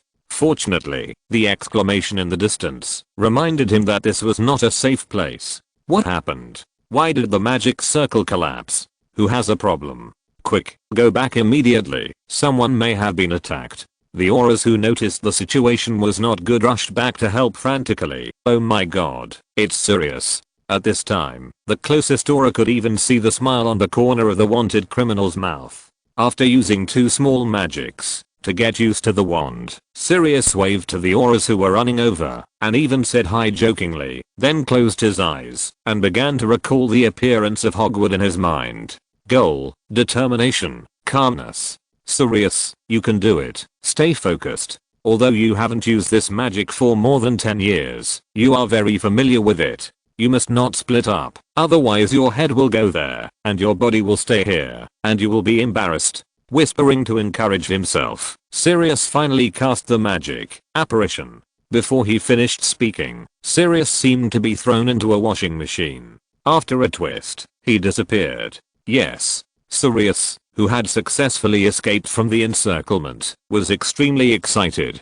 The sea was wide for fish to leap, and the sky was high for birds to fly. With a magic wand, he dared to venture into even the most dangerous places. There was still a long time before the start of school, enough time for him to find the traitor and kill him. Thinking of the disgusting rat, Black's face lost its excitement, leaving only a cold look. The burrow, it's been so long that I almost forgot the way to the burrow. Standing on a mountain not far from Hogwarts, Sirius looked into the distance. I've seen Harry, he looks so much like James, and it's your turn to come down, Wormtail. I hope you can still welcome my old friend. Sirius, who had escaped, quickly determined the next action, or rather, this was his goal all along. On the other side of Privet Drive, it was a mess. Damn it. Kingsley, who came late, cursed loudly and shook his fist unwillingly. Others, check the surroundings to see if there are any findings. Damn it, how did he escape the search? The surrounding auras looked at each other, obviously not wanting to offend the captain at this time. After hearing the order, they dispersed to see if they could find any new clues. Kingsley looked helplessly at the unlucky guy lying on the ground, squatted down to check. He was just knocked unconscious, no other injuries. Two people come and wait for this guy to wake up and see if you can ask anything. Kingsley, who did not find any other problems, stood up and walked towards Mrs. Fig's house. Although the operation failed, he still had to report to Dumbledore, hoping that the wise Dumbledore could give him some new suggestions. Chapter 84, Thoughts Under the Sunny Appearance. Knock, knock, knock. Harry, open the door for me. Harry, who was sitting on the sofa and waiting for news, ran over quickly and opened the door. His eyes, which were originally full of expectation, dimmed when he saw Kingsley's helpless face. The operation failed, Professor. After entering the door, Kingsley reported listlessly without waiting for Dumbledore to ask. Sirius attacked the wizards who maintained the magic circle in the back, and then apparated away. You said he attacked the wizards who maintained the magic circle? Yes, Professor. Those wizards are at the back, which is the safest place, so I didn't arrange anyone to guard them. But this is not right, Kingsley. He could have run away directly. Why did he attack that wizard? Dumbledore's question made Kingsley stunned. No, he has accomplices. His accomplices can escape only if they break the magic circle. Kingsley reacted quickly and turned around to inform other auras. Calm down, Kingsley. Even if there was an accomplice, he would have run away by now. I have another idea. Tell your colleagues to check if the wand of the attacked wizard is still there. Dumbledore's words made Kingsley a little depressed, but he still used the Patronus charm to notify the remaining auras. Soon, the Patronus charm brought back the message that Dumbledore wanted. The wand is missing. Kingsley and Harry, who heard the news, all looked at Dumbledore. Professor, what does this mean? Dumbledore thought for a while and said slowly, this at least shows that Voldemort and Sirius have not yet joined forces. They just happened to choose Harry as their target. It seems that Voldemort got the support of a noble and then arranged for the elves to perform the magic ritual. And Sirius is still alone, and there is no way to find a second-hand wand. After that, without waiting for the two to think about what this meant, he continued, okay, Kingsley, Harry should be fine here. You take the auras to check again. If there are no other clues, just withdraw the team and leave a team around to protect Harry. And Harry, try to stay at your aunt's house during the holidays, and don't go out. As he said, he looked at Harry meaningfully. Love is a powerful magic. Your mother, with her love for you, left a magic in you that Voldemort could not break. As long as you still regard your aunt as a relative, Voldemort will not be able to attack you directly. You should be thankful that Voldemort did not have time to attack you in the first grade, which prevented him from knowing what your mother did. In the future, Lila's love for you will be a powerful trump card for you to fight against him. Okay, Kingsley, go do your work. I have to go back to school too, and there is too much work waiting for me to deal with. See you at the beginning of the school, Harry. After saying that, he ignored Harry's face full of doubts and apparated out of the room. Kingsley also said goodbye to Harry and walked out of the room, leaving the confused Harry alone in Mrs. Fig's house. Mom, Harry murmured, and the gentle face appeared in his mind. He had seen it in the photo album that Hagrid gave him. There were many things he knew and wanted to find out the truth, but he didn't dare to take the initiative to do anything. He could only wait passively and behave like a little fool. The fastened privet drive was over, but Kyle hadn't sorted out his mood here at 505 Islington. Hermione sat on the sofa with a naughty look on her face, pretending to watch TV and glancing at Kyle from time to time. It fully demonstrated what it meant to turn a blind eye to the performance, that I should cooperate with you. Kyle sat on the sofa with a helpless look on his face. The Little Witches show completely interrupted his train of thought. The right turn, that was originally a sure thing, now made him at a loss as to how to start. After a long while, the Little Witch spoke first. Senior Kyle, this is a reason why you came to my house today. Kyle was stunned by Hermione's words, then shook his head and smiled bitterly. He underestimated this little girl, but Kyle didn't take it to heart. The smarter Hermione was, the more it proved that his choice was correct. Hermione, when did you find out? Kyle asked curiously. When you said that the purpose of coming to my house was to comfort me and let me not be angry with Harry and the others, I knew you were lying. You can comfort me at school or on the train. Why do you have to come to my house? The little witch spoke slowly, but with a hint of ridicule. Kyle's image in front of her has always been strong and wise. This time, she was able to win back in front of him, which made Hermione very happy. Knowing where he had exposed his flaws, Kyle was very helpless and could only speak straight to the point. Okay, I still underestimated you. Now you have exposed it. Can you tell me if you want to learn something else from me? Hermione was calm and composed and was not led astray by Kyle. Although she did not dislike Kyle, she also believed that Kyle was not going to use any conspiracy on her. But the current situation is chaotic, which forced her to be extremely careful about every decision she made. Senior Kyle, please tell me what you want to do. You are very strong, and no one can understand what you are going to do, which makes many people a little afraid of you. What should I do? Hermione, no matter what others say, what do you think my goal is? Kyle's question made Hermione silent for a while, no longer as relaxed and playful as before.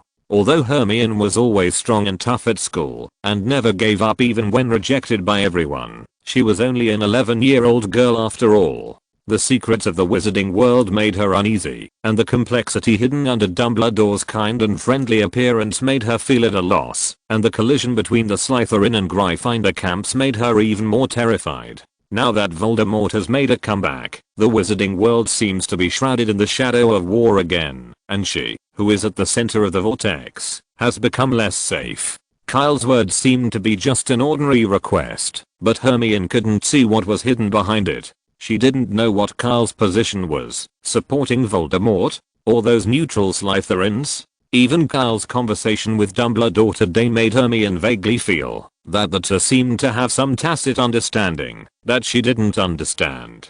In the end, Hermione still didn't say anything, but remained silent. Looking at the little witch's expression, Kyle understood Hermione's concerns. Hermione, don't think too much. I can only tell you that Voldemort and I are not on the same path. After hesitating for a moment, he continued, and Dumbledore is not quite the same. And you don't have to think about these. After all, the moment you stand beside Harry, you have already boarded Dumbledore's battleship. As long as you don't intend to abandon Harry, you can't avoid it. These words were so cruel that the little witch's face turned pale. My invitation is just a simple invitation to study. I'm still too weak now and cannot represent any force. As for the future, who knows what will happen? After saying that, Kyle looked at Hermione quietly, waiting for her answer. Chapter 85 Rescue 1. After a long time, Hermione finally spoke in a hoarse voice. I can't give up my friends. She didn't answer Kyle's question, but just reiterated her position.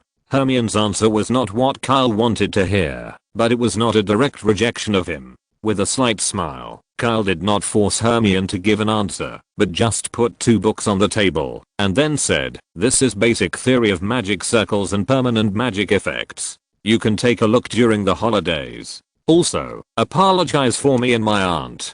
I won't stay here for dinner today. After saying that, he turned and left Islington 505. Hermione behind him did not try to stop him, but just hugged her knees and stared at the 2 books in a daze. Although he did not turn right successfully, he also planted a seed in Hermione. Kyle left Hermione's house and went directly back to the Black Mansion. At this time, Creature was already ready and waiting for him in the hall. After the continuous consumption of the past few days, there were almost no more corpses in the lake. In fact, only a few inferi could be seen yesterday afternoon, attracted to the shore by the provocative artillery fire, and then destroyed by Creature's puppet warriors. So Kyle told Creature last night that he would go out to do something this morning and let the elf continue to lure the inferi to the shore. When Kyle came back, he took him to the cave and began to explore the lake. At this time, the shore where Kyle and his team usually stayed had completely changed. The continuous bombing made the entire lakeshore bumpy. Even the place that was originally the shore had disappeared and was completely submerged by the lake. The ground was covered with the broken limbs of the inferi. Walking in it was like being on the battlefield of World War II. Looking at the mess in front of him, Kyle thought about it and finally ordered the forward base to stand up and decided to move to another place. Kikikikiki. After a mechanical friction sound, the forward base stretched out the legs that Kyle had given him and followed Kyle step by step. Boom, boom. The huge mass makes a huge noise with every step of the forward base. From a distance, it looks like the house has become a spirit. After walking for a while, they finally found a flat and wide view place. After Kyle ordered the forward base to be stationed again, he took out the box containing the various puppets he developed and started to tinker with them. Soon, 5 puppets that looked strange to the people in the magic world were lying on the ground. Yes, they were lying on the ground. The appearance of these 5 puppets is roughly the same as the missiles in the Muggle world. Kyle named them Troublemaker number 1 to number 5. The propeller is installed at the tail of the Troublemaker. This is the only power source of the puppet and the only means of attack for the puppet when necessary.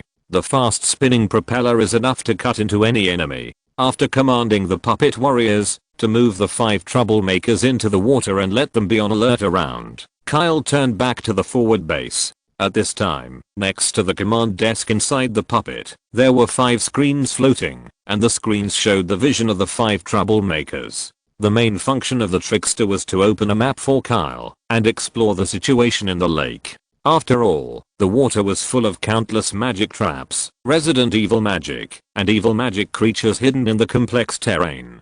Kyle designed the operation of the trickster to be very simple, a bit like the remote control racing car in the Muggle world. Just turn the lever to control the trickster to move forward or turn. Sitting on the control panel and starting the trickster, Kyle began to carefully observe the scene under the lake.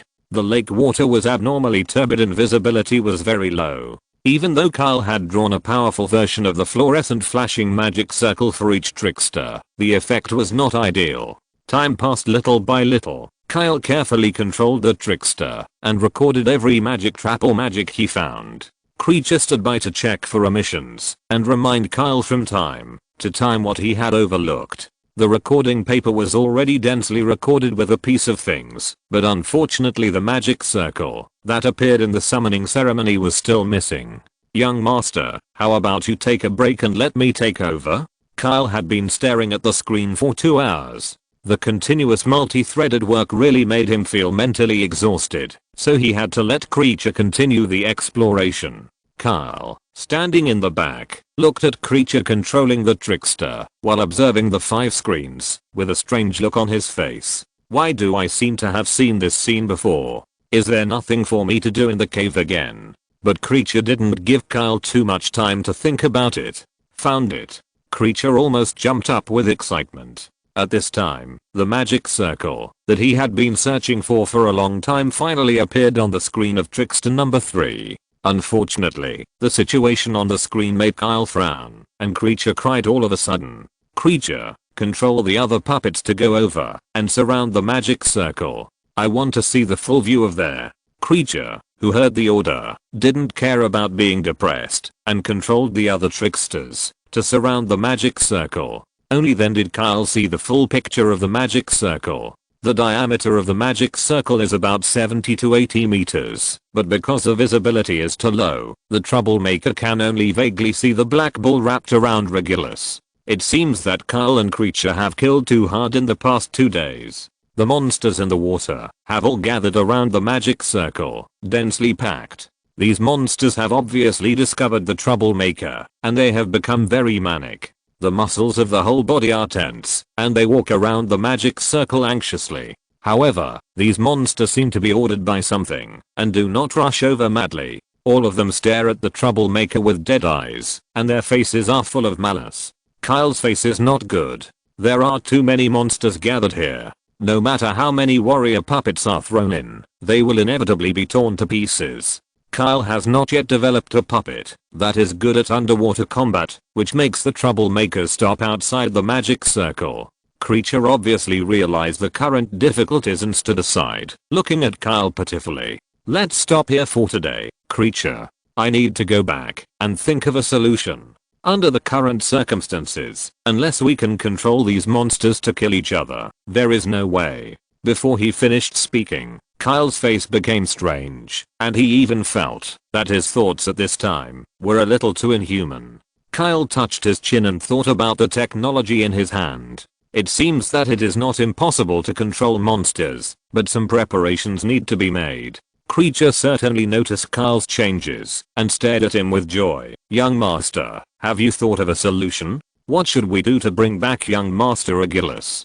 Don't worry, creature, let's go home first. I have to try it first. These monsters have low IQs, and they have been devoured by the chaotic dark magic for so long. I feel that my plan has a high probability of success. Chapter 86 Rescue 2.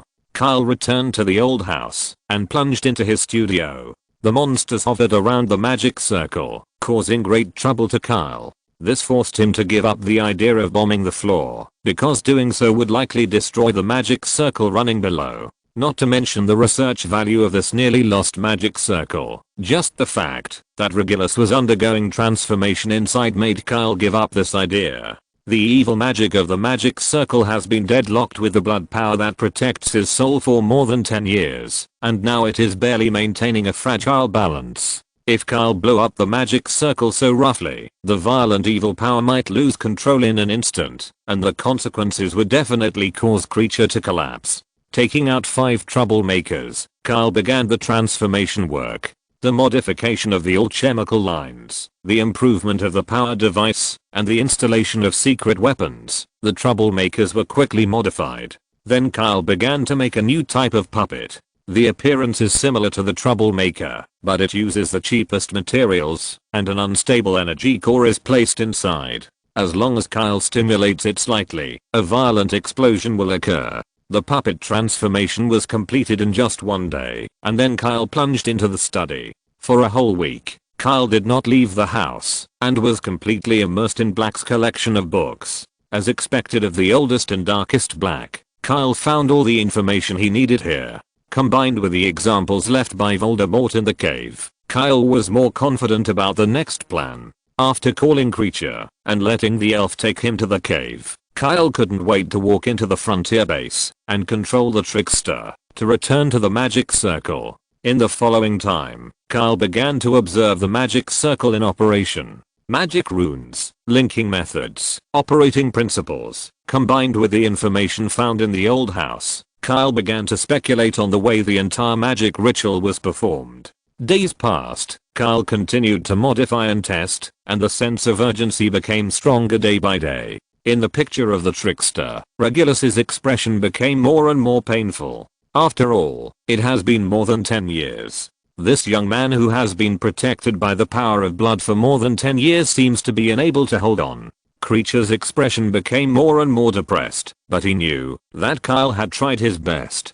Kyle was also struggling in his heart. In his past and present lives, Kyle had never failed in anything he wanted to do. It was true that Voldemort's magic rituals were difficult, but Kyle didn't believe that he could be stumped. This rescue operation was an extremely important opportunity for Kyle. If he succeeded, he would get the full support of the Black family, at least before Regulus woke up. If he failed, the support would inevitably be greatly reduced. The portrait of the old house was also brought to the cave by Kyle, and several magic masters of the Black family who left their names and history gave him advice. In the end, Kyle still beat the time. Young master, the 5 troublemakers and your new interceptor are all in place, and we can start. Creature said excitedly, standing aside. Although he didn't understand what Kyle did, he listened to the discussion between Kyle and the portraits the whole time, and knew that the portrait's final evaluation was a genius idea, a perfect plan.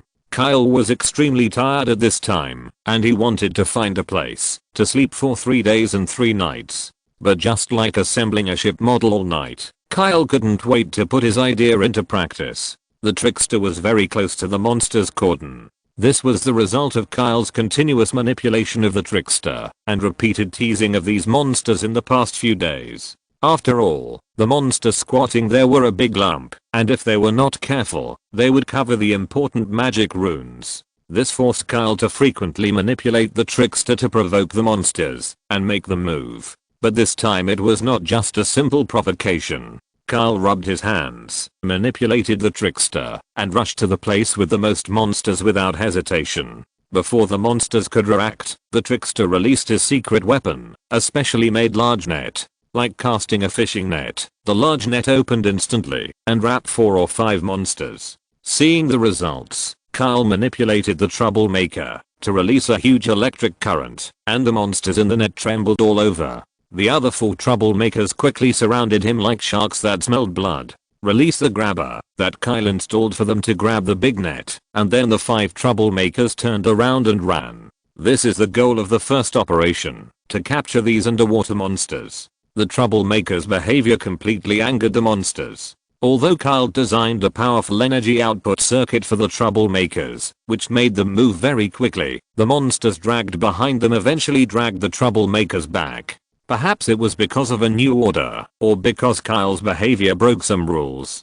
The monsters that would stop near the cordon every time they chased, completely ignored the cordon, and followed the troublemakers relentlessly. One by one, the water monsters and water ghosts followed behind with their fangs and claws bared, their faces full of excitement, their mouths roaring loudly, and their eyes flashing with bloodthirsty light. Although these monsters did not come out in full force, they were densely packed behind the troublemaker. After all, the underwater was their home ground. These monsters were like sharp arrows shot from underwater, rapidly closing the distance between them and the troublemaker. Fortunately, Kyle had been prepared for this. Creature, conduct the first wave of interception. Got it, young master. At this time, Creature's face was full of excitement. He sat on the temporary command platform on the other side, where 5 screens were also floating. His big eyes stared at the screen without blinking, and the light of hope flashed in his eyes. The first wave of interception was the modified warrior puppets. As soon as the 5 puppets entered the water, their legs merged together to become propellers, rushing towards the direction of the troublemaker. Through the picture of the troublemaker, you can see that hundreds of crazy monsters are full of enthusiasm, and with their huge bodies, Kyle even has the illusion that thousands of troops are chasing them. The 5 puppets, like Don Quixote challenging the windmill, rushed headfirst into the monster's charge line without hesitation. The moment they came into contact, the warriors activated the whirlwind slash and turned into 5 high-speed meat grinders. The place where the 2 sides came into contact instantly turned into a cloud of blood mist. The stimulation of the bloody smell made the monsters even crazier, but it also slowed down their pursuit. The monster line that had been chasing forward in unison became chaotic. Some monsters could not resist the stimulation of the bloody smell and pounced on the 5 clouds of blood mist. Although the warrior puppets were quickly torn into pieces by the monsters, and not many monsters were killed, Kyle's goal was achieved. The troublemaker once again distanced himself from the monsters, and at this time the monsters were already far enough away from the magic circle. Seeing this, Kyle happily ordered the elf, Creature, let the monsters see the madness of the interceptor. Chapter 87 Rescue 3. Kyle's order made Creature very excited. Got it, young master. Ignoring Creature's excitement, Kyle concentrated on controlling the troublemaker to continue to escape, constantly avoiding the traps along the way. On Creature's side, he also controlled the interceptor to rush towards the monster. At the moment when the 2 sides came into contact, explode. The 10 unstable energy cores placed inside the interceptor were stimulated by the reserved magic circle at the same time and began to flash dazzling light, and then a huge explosion occurred. The frenzied energy burst out like a hurricane, and the monsters were torn into pieces by the storm. Only some monsters that ran slowly in the distance survived by chance. These surviving monsters were also covered with scars. In their limited knowledge, they had never seen such a horrible scene. Even Voldemort, who suppressed them and forced them to move here to protect the lake, had never shown such power. Looking at the monsters behind him who had just looked arrogant, now running away like dogs that had lost their homes, Kyle laughed happily. These monsters had long been corrupted by the evil magic in the water, and their little intelligence was all physical. If it weren't for a gibbet in the magic circle, how could Kyle be dragged by these brainless guys for so long? Seeing that the overall situation was settled, Kyle called Creature to command the troublemakers, and walked to the water's edge impatiently, waiting to receive the spoils. Anxious Kyle excitedly walked around the lake, his eyes fixed on the movement in the lake. Here they come.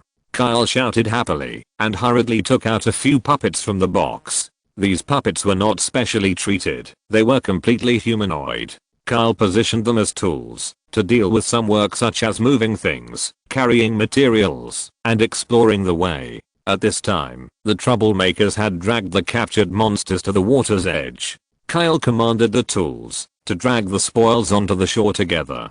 At this time, Creature also left the control box and ran over, with Blake's photo frame floating behind him. Young master, should we try again? Maybe it won't be long before we can clear out the monsters in the magic circle. Creature was extremely excited by the results just now, but Kyle soon poured cold water on him. Don't think about it, Creature. There seems to be an intelligent creature behind those monsters directing them. Although their intelligence is probably not that high, they will definitely not be fooled like this again. By the way, why did you bring out the portrait? Kyle's words made Creature a little listless, and he responded sullenly, young master, the old masters also want to see the operation of the ceremony. This ceremony can be said to be the product of the joint efforts of Kyle and these blacks. It is understandable that these old guys can't wait to see the effect. Okay, Creature, put these monsters in the magic circle, and prepare to start the ceremony. Yes. Creature put the portrait aside and fixed it, then began to work. Every step that Kyle's plan took was a step closer to rescuing his little master, and this idea made Creature very motivated. Soon, several monsters were placed in the designated location. There were 3 water monsters and a giant python in total, all of which were extremely large. It should be that Voldemort had used some means on them. At this time, a huge magic circle had been drawn on the open space next to the forward base. This was a 1-to-1 reproduction of the underwater magic circle by Kyle, with only minor adjustments. The 4 monsters had not yet recovered from the electric shock, lying in the magic circle, twitching from time to time. Kyle slowly walked to the edge of the magic circle, and took out a small bottle, which contained only 2 or 3 milliliters of dark gray liquid. This liquid was extracted from many rare items. Originally, there was a full basin after extraction. After continuous purification and concentration, only such a small bottle was left. After carefully pouring the liquid on the magic circle, Kyle hurriedly stepped back. The small bottle of liquid began to roll along the lines of the magic circle, as if it had life. The liquid rolled faster and faster. The magical thing was that the liquid rolled more and more out of nothing. As the liquid rolled, the surroundings began to change. First, a breeze blew towards the magic circle, and then the wind became stronger and stronger. It seemed that there was something in the wind, making the magic circle darker and darker. From a distance, it looked like a dark cloud was covering the sky above the magic circle. Just as the dark clouds gathered and became more and more gloomy, making it almost impossible for Kyle to see the center of the magic circle, the strong wind stopped. The cave returned to peace, as if nothing had just happened. But Kyle knew that this was only the tranquility before the magic ceremony began. The liquid that had just been poured in had already covered the entire magic circle. The 4 monsters lying inside were struggling restlessly at this time, as if they had sensed their own doomsday. Kyle, start. An urging voice came from the portrait behind him. Kyle took a few deep breaths, calmed himself down, and strode back to the magic circle. Kyle was also excited at this time, looking at the entire magic circle with fascinated eyes. This was the result of his almost sleepless weeks, and it was the highest level his current magical ability could reach. In Kyle's eyes, this is simply the most fascinating treasure in the world. Ahem. Blake behind him was obviously impatient, and he coughed dryly to remind him to speed up. Kyle looked behind him with dissatisfaction, but he still stretched out his wand. The wand tapped a few times in the void, and then drew a mysterious trajectory. This was Kyle guiding the power of the magic circle to operate. As if responding to Kyle's actions, several nodes of the magic circle first lit up with dim light, and the dark clouds floating in the sky seemed to have found an outlet for venting, rolling, and surging towards these nodes. The dim light devoured these dark clouds, and then slowly spread outward. One magic rune after another was lit up, and the strong wind that had just stopped blew again, roaring towards the magic circle. The same thing carried in the wind as the dark clouds, replenished the consumption of the magic circle. That was the evil power accumulated in the cave over the past 20 years, and it was filled with the unwillingness and despair of the creatures in the lake. Kyle even heard all kinds of miserable sounds in his ears, some begging for mercy, some roaring, and some desperate screams. He couldn't tell whether this was a negative impact of the magic ritual or the tragedy that had happened in the cave and was recorded by the wind. He could only hold on to his will and try to eliminate the interference of screams. Finally, the magic circle was completely lit up, and all the magic words and lines were lit up with a faint light. But the strong wind still did not stop, and the magic circle was still swallowing up the power in the void. At this time, the 4 captured monsters were bound in place by the power of the magic circle, and could not move. When the magic circle was fully lit up, the 4 monsters began to scream miserably. Looking at this scene, Kyle was completely relieved. After Voldemort, this legendary corpse transformation ritual that had been lost, Kyle successfully mastered it. Asking for investment, recommendation, and monthly ticket. Blade can write until now, all thanks to the support of all the book friends. Blade has no way to repay, so he can only add one more chapter to show his gratitude. In addition, there will be another chapter tomorrow. I hope the book friends will not think it is too little. This is the last stubbornness of middle-aged handicapped person. Group number is 590,177,262, and all book lovers are welcome to chat. Chapter 88 Success. At this time, the whole cave was filled with gusts of cold wind, and the monster's shrill cries made it look like a dark wizard was performing an evil ritual.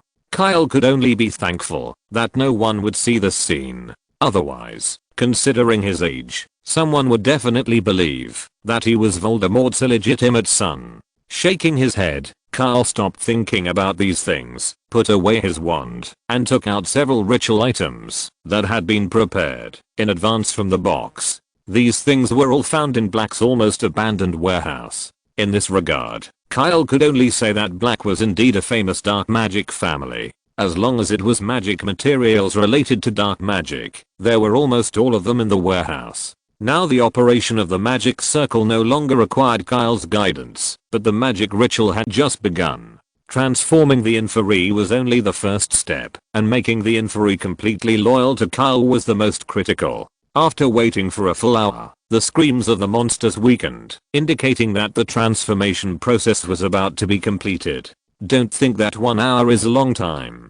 These monsters have been in the lake for more than 10 years, and have long been infected by the evil power in the lake. They have already become something between a corpse and a magical creature, which saves a lot of time for Kyle's transformation. Time passed little by little, and the monsters' cries were barely audible. Kyle, it's almost done. The portrait next to him reminded Kyle anxiously again.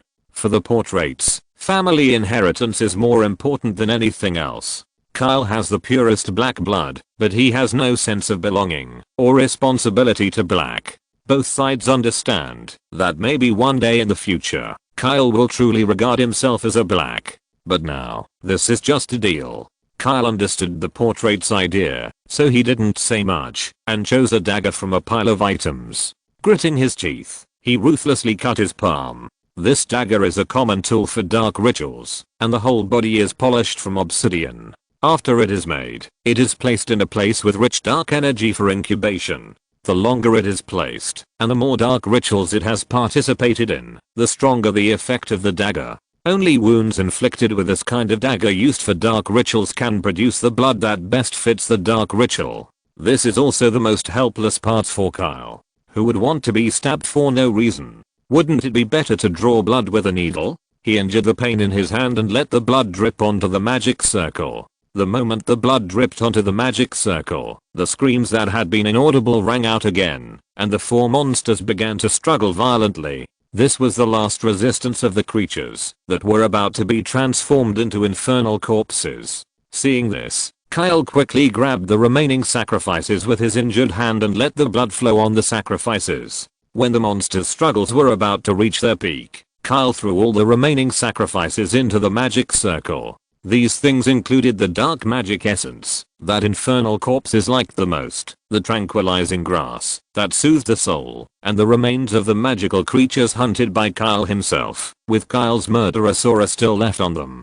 At this time, the ritual had reached the most critical moment. The dark clouds above were rolling like boiling water, and the monsters wailing, and screams in the wind, were all hitting Kyle's brain. Kyle knew that he could not retreat at this time. He made up his mind, and took a step forward, and stepped into the range of the magic circle. In an instant, Kyle's pressure doubled. Those miserable voices seemed to be amplified countless times, and rushed towards him. Even scenes of tragedy began to emerge in front of his eyes. Those were the last pictures of the people who died in vain on this land. Their emotions before death continued to hit Kyle. At this time, Kyle's powerful soul helped him. The situation that was enough to make ordinary people collapse did not break him down. On the contrary, Kyle opened his arms wide, and blood continued to drip on the magic circle. He shouted loudly, "Pain, despair, death. Now, I will call you back from hell. Accept my slavery or completely perish."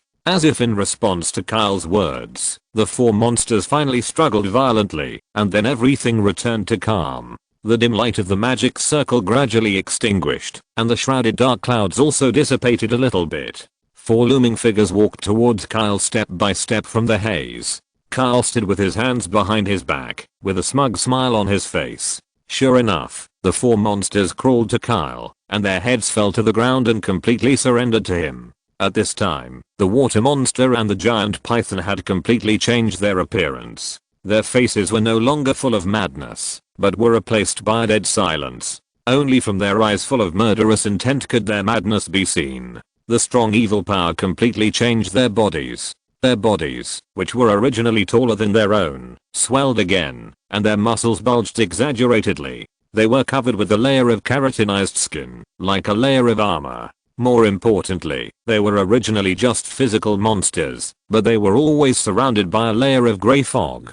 This grey fog could help them resist the damage of magic, making up for their biggest weakness when facing wizards. The four successfully transformed inferi in front of Kyle only made him feel proud for a short while, and then his heart was surrounded by a huge pain. That kind of pain is called heartache, because he remembered the hundreds of monsters that were blown up by it an hour ago. At this time, Kyle had completely understood Voldemort's layout in this cave. This is not only the place where he hides his Horcruxes, but also his arsenal. The four monsters in front of Kyle are the complete version of the inferi. The ones that creature lured out of the water and destroyed before were just quick-made products made by Voldemort using ordinary people. Those can only be called cannon fodder. The real transformation of the inferi must first target a place full of evil power such as the cave. This evil energy must not only be dark enough, but also contain negative emotions such as despair and fear. This is why Voldemort first used countless ordinary people to make a batch of defective products. He is artificially creating a place of wrongful death. The remaining monsters underwater are the real objects that Voldemort wants to transform into inferi. Monsters that have stayed in this environment for more than 10 years have long been accustomed to this energy, and even their bodies have undergone slight mutations under the infection of this energy. This makes them perfectly compatible with the energy of the Yin Corpse transformation ritual, and the Yin Corpses created in this way are truly powerful. Compared with the real Yin Corpses, the previous batch of quick finished products are simply zombies meeting zombies. One staggers and moves slowly, the other is extremely powerful and invulnerable. It is simply one in heaven, and one in underground. Thanks to Deep Blue Aria, Zinc Cadmium Melting, Book Friend with the last number 5889, Nuclear Explosion Future, Pukmkaz, Come On, Shopkeeper, Serve the Wine, The Desolate Sky, Muren, Wu Cheochan, Book Friend with the last number 7875, The Breeze Induces Tiredness, Yachi Jinayan, I'm 8, and I'm 6. Of course cute girls can't be stopped. Fanfiction, The Wind is Calm, Drinking Frost to Stop Love and Hate, Kyan Hexon, His Highness has arrived, the Emperor's old years are unknown, calling you to drink under the peach blossoms, The Puppet Master holding the string, Time Autumn, Diodong, Belligerent Leader, Stop There, Kiddo, Asite, Soul of the Sky, Speechless, Beastia Control, Chuyu Jiu Jet, Eyebrow Core, Mu Senshi. Just a Passerby, Azuan X, Lost Without a Limit, Hazy Millet, Frost, Gentleman Salted Fish, Look at Strange Books, Dang Fang Yi Muking D, Zenling, Big Cake, Maybe Mua, Nopple, Konoha Meow Immortal, Chess Game, People live to be happy. Vote for the monthly ticket. If you're listening to this novel on a channel other than Fanfic World, it means they downloaded and uploaded it without effort. We cordially invite you to visit our channel, Mundo Fanfic Novelos. There you'll find the original version of this story and you can explore many other novels of various genres. We're waiting for you to immerse yourself in a world of incredible novels. Chapter 89, My Teacher Voldemort. Voldemort's arrangement here may be a backup plan for himself, or he may just want to raise an army of infantry. But unfortunately, since Kyle has discovered the secret here, he must take the initiative and make Voldemort's preparations for more than 10 years become his wedding dress. Thinking of the hundreds of monsters still left underwater, Kyle couldn't help but get anxious. Now that Voldemort has reappeared in the magic world, he may be resurrected at any time and then use his army of infantry here. This makes Kyle's time more and more urgent. He has to rescue Regulus and transform the remaining monsters before Voldemort returns to the cave. Unfortunately, Kyle has no way of knowing that Voldemort at this time has been frightened by Dumbledore and dared not stay in the UK. Instead, he fled back to Albania again, otherwise he would not be so nervous. The next thing becomes very simple. Kyle ordered the 4 infantry to sneak back to the magic circle to capture other monsters. Relying on their stronger bodies than their own kind, they quickly get rid of the pursuit and bring the captives back to the shore. At the beginning, every time Kyle took action, he would immediately perform the transformation ritual and then let the newly transformed infantry take part in the next action. Later, it gradually became 2 actions and 3 actions before transformation. It was not that Kyle became lazy, but because it was too painful to bleed again every time. After several rituals in a row, Kyle felt that if he did not reduce the frequency, he would be anemic. However, even if the frequency was reduced, the efficiency of transformation was still very high. 4 infantry became 8, and 8 became 16. In just one afternoon, only the mermaid elder who stayed in the center of the magic circle and the guards around him were spared underwater. And around Kyle, there were a total of 253 infantry. Looking at the tall monsters quietly crawling in front of him, Kyle was full of gratitude to Voldemort. What kind of spirit is this? Not only did he prepare a magic circle as an example for Kyle, but he also prepared guards for him. The grandfather in the novel in the previous life was no more than this. Master, wait for me. I will definitely find all your Horcruxes and resurrect you. Just for what Voldemort has done for Kyle, it is not too much to call him a teacher. Regardless of whether Voldemort is willing or not, Kyle has already regarded him as a teacher in his heart. After all, in ancient China, when a teacher died, the apprentice also had the right to inherit. But Kyle is a very traditional man in his bones. Creature standing aside was also very excited. The plan went smoothly beyond his imagination. Now he just needs to wait for Kyle to control the corpses, to enter the magic circle, and control the few monsters left underwater, and then he can successfully take back his little master. After commanding all the corpses to go into the water, Kyle took out a puppet from the box he carried with him. This puppet is extremely simple, square, with 4 legs at the bottom and a propeller behind it. The only function of this puppet is to bring back Regulus. Kyle carved a magic circle that gathers evil power on the puppet and made the concentration of evil power inside basically equal to the power that Regulus is facing now. This will effectively prevent Regulus from leaving the transformation ritual and causing the 2 opposing energies in his body to become unbalanced, resulting in damage to his soul. After all, his soul is already very fragile, and Kyle is worried that even a slight impact will cause irreparable damage. Manipulating this new puppet to follow the army of infantry, they soon arrived at their destination.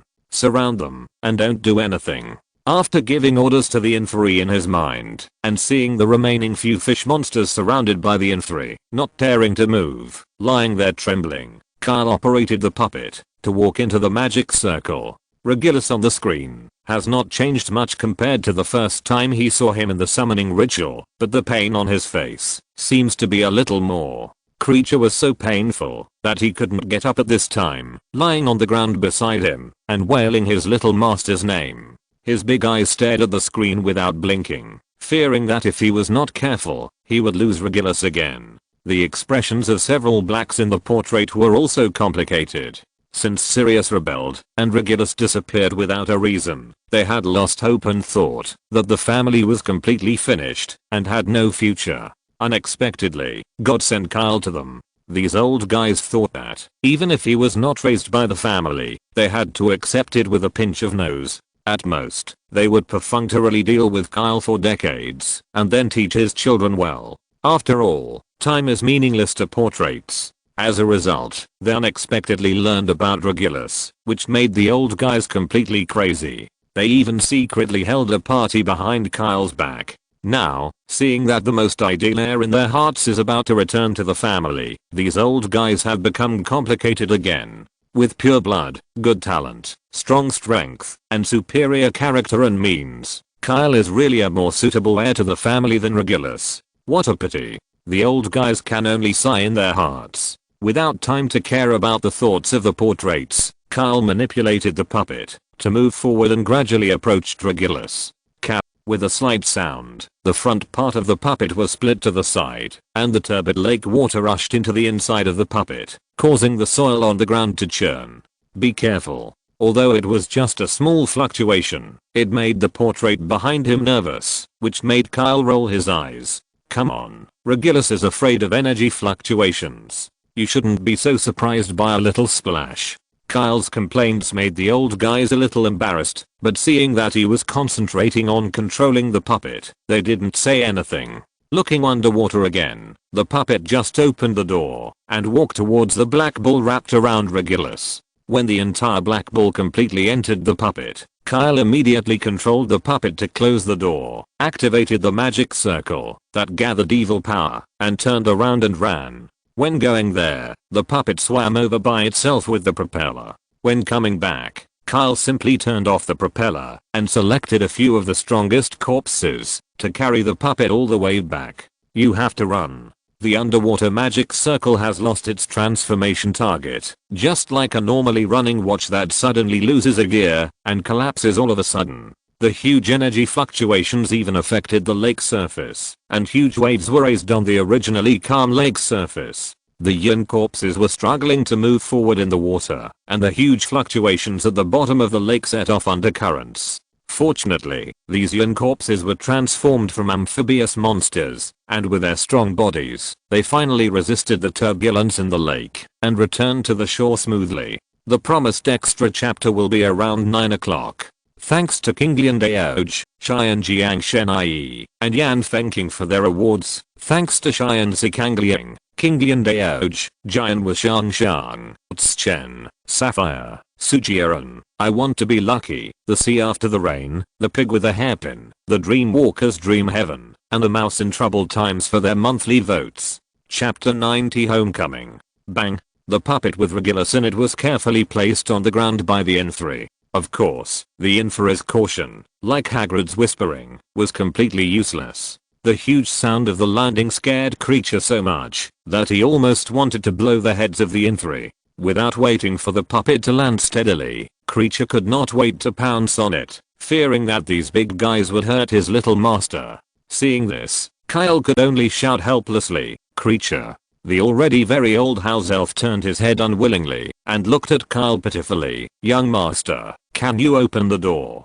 Creature has to take care of the little master, give him a bath, and change his clothes." Kyle could understand Creature's urgency, but he had to refuse him. "Creature, not yet. The energy in the puppet will corrode you instantly. If you can't resist it, you may soon be turned into a half N3, half house elf." Kyle's words made Creature silent. He frowned and thought for a while, then he rushed to Kyle with excitement. "Young master, please make sure to transform Creature into an Inferi." Creature's words made Kyle's face turn green. Sure enough, the brain circuits of elves are different from those of humans. Kyle didn't want to pay attention to Creature who was going crazy again. But he didn't expect that this old guy would actually rush in front of Kyle, lying on the ground, and hugging Kyle's legs. "Young master, please transform Creature as well. This is simply too beautiful. This is more glorious than waiting for Creature to die of old age." Cutting off Creature's head and hanging it on the wall as a decoration. Creature's words made Kyle want to kick him away.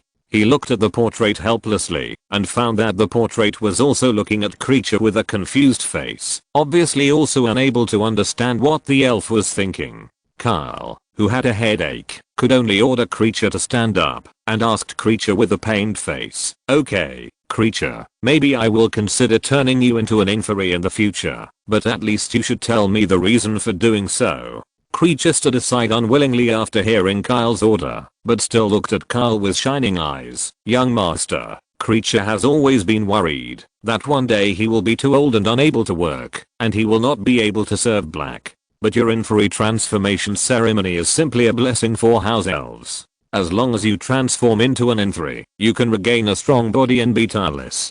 As long as the soul does not collapse, creature can always serve black, which is simply too happy." Kyle. The portraits.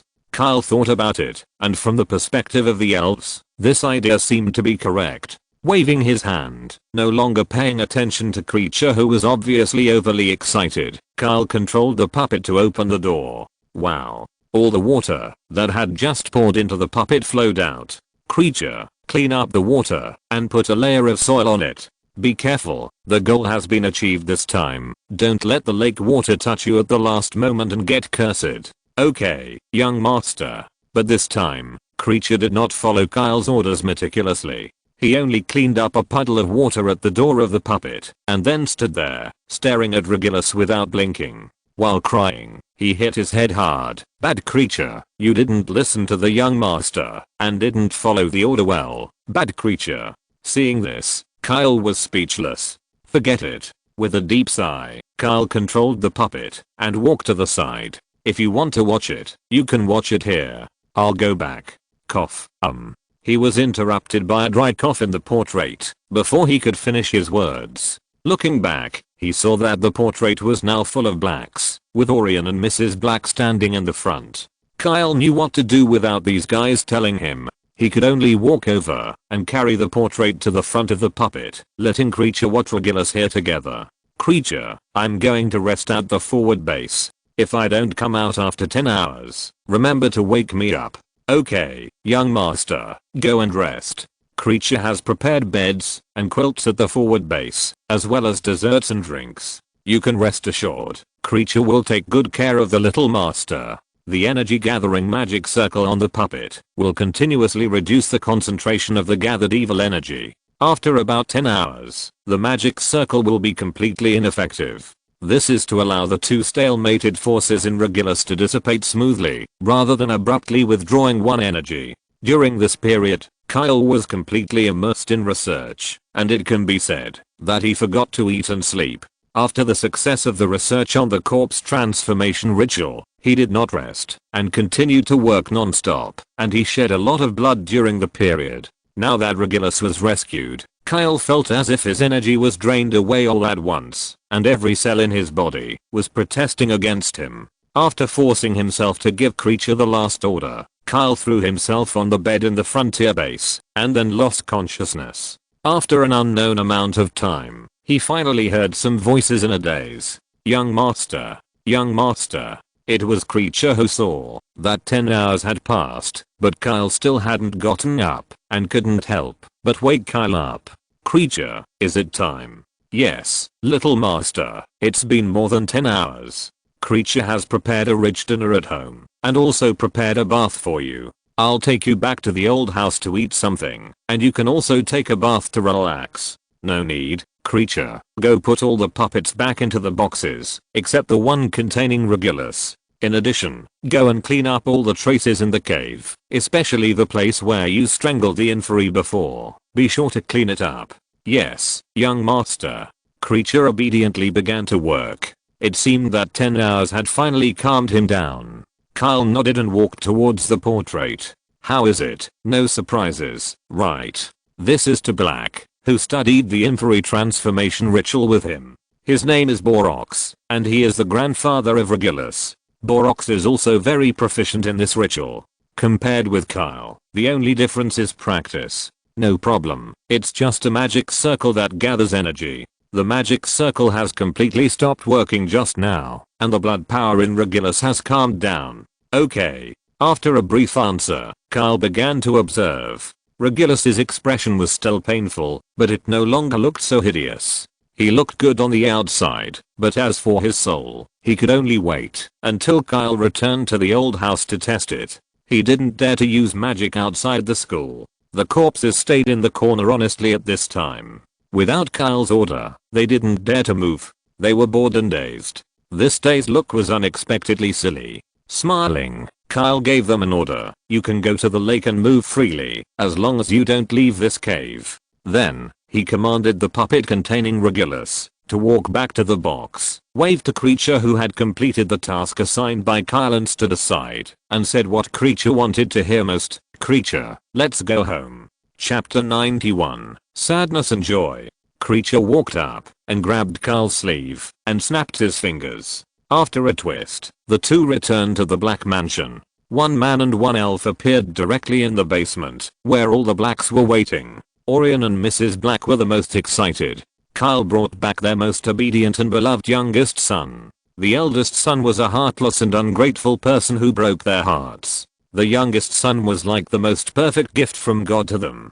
He was well behaved, obedient, caring, and always considerate of them. Unfortunately, God played a joke on them. Because of their mistakes, Regulus disappeared more than 10 years ago and has never been heard from since. Mrs. Black prayed for her youngest son day and night, praying that he was safe and that he was fine. For more than 10 years, she had been lying to herself that her Regulus was just afraid and just hiding, and that he was still living safely somewhere in the magic world. But as the days passed, she became more desperate. She couldn't even convince herself to believe that ridiculous excuse. She almost cried until her eyes went blind. A few years ago, her husband, the only one who could accompany her, passed away, leaving her and a neurotic elf alone to guard a big house. Pain and loneliness completely destroyed her will. She began to become neurotic, began to talk to herself constantly, and kept cursing Voldemort, cursing Black who came up with the idea, and sent Regulus to be a Death Eater, and even cursing Sirius and herself. She died in pain and madness. When she died, there was only a dirty, equally neurotic elf by her side. Then, she woke up in the portrait.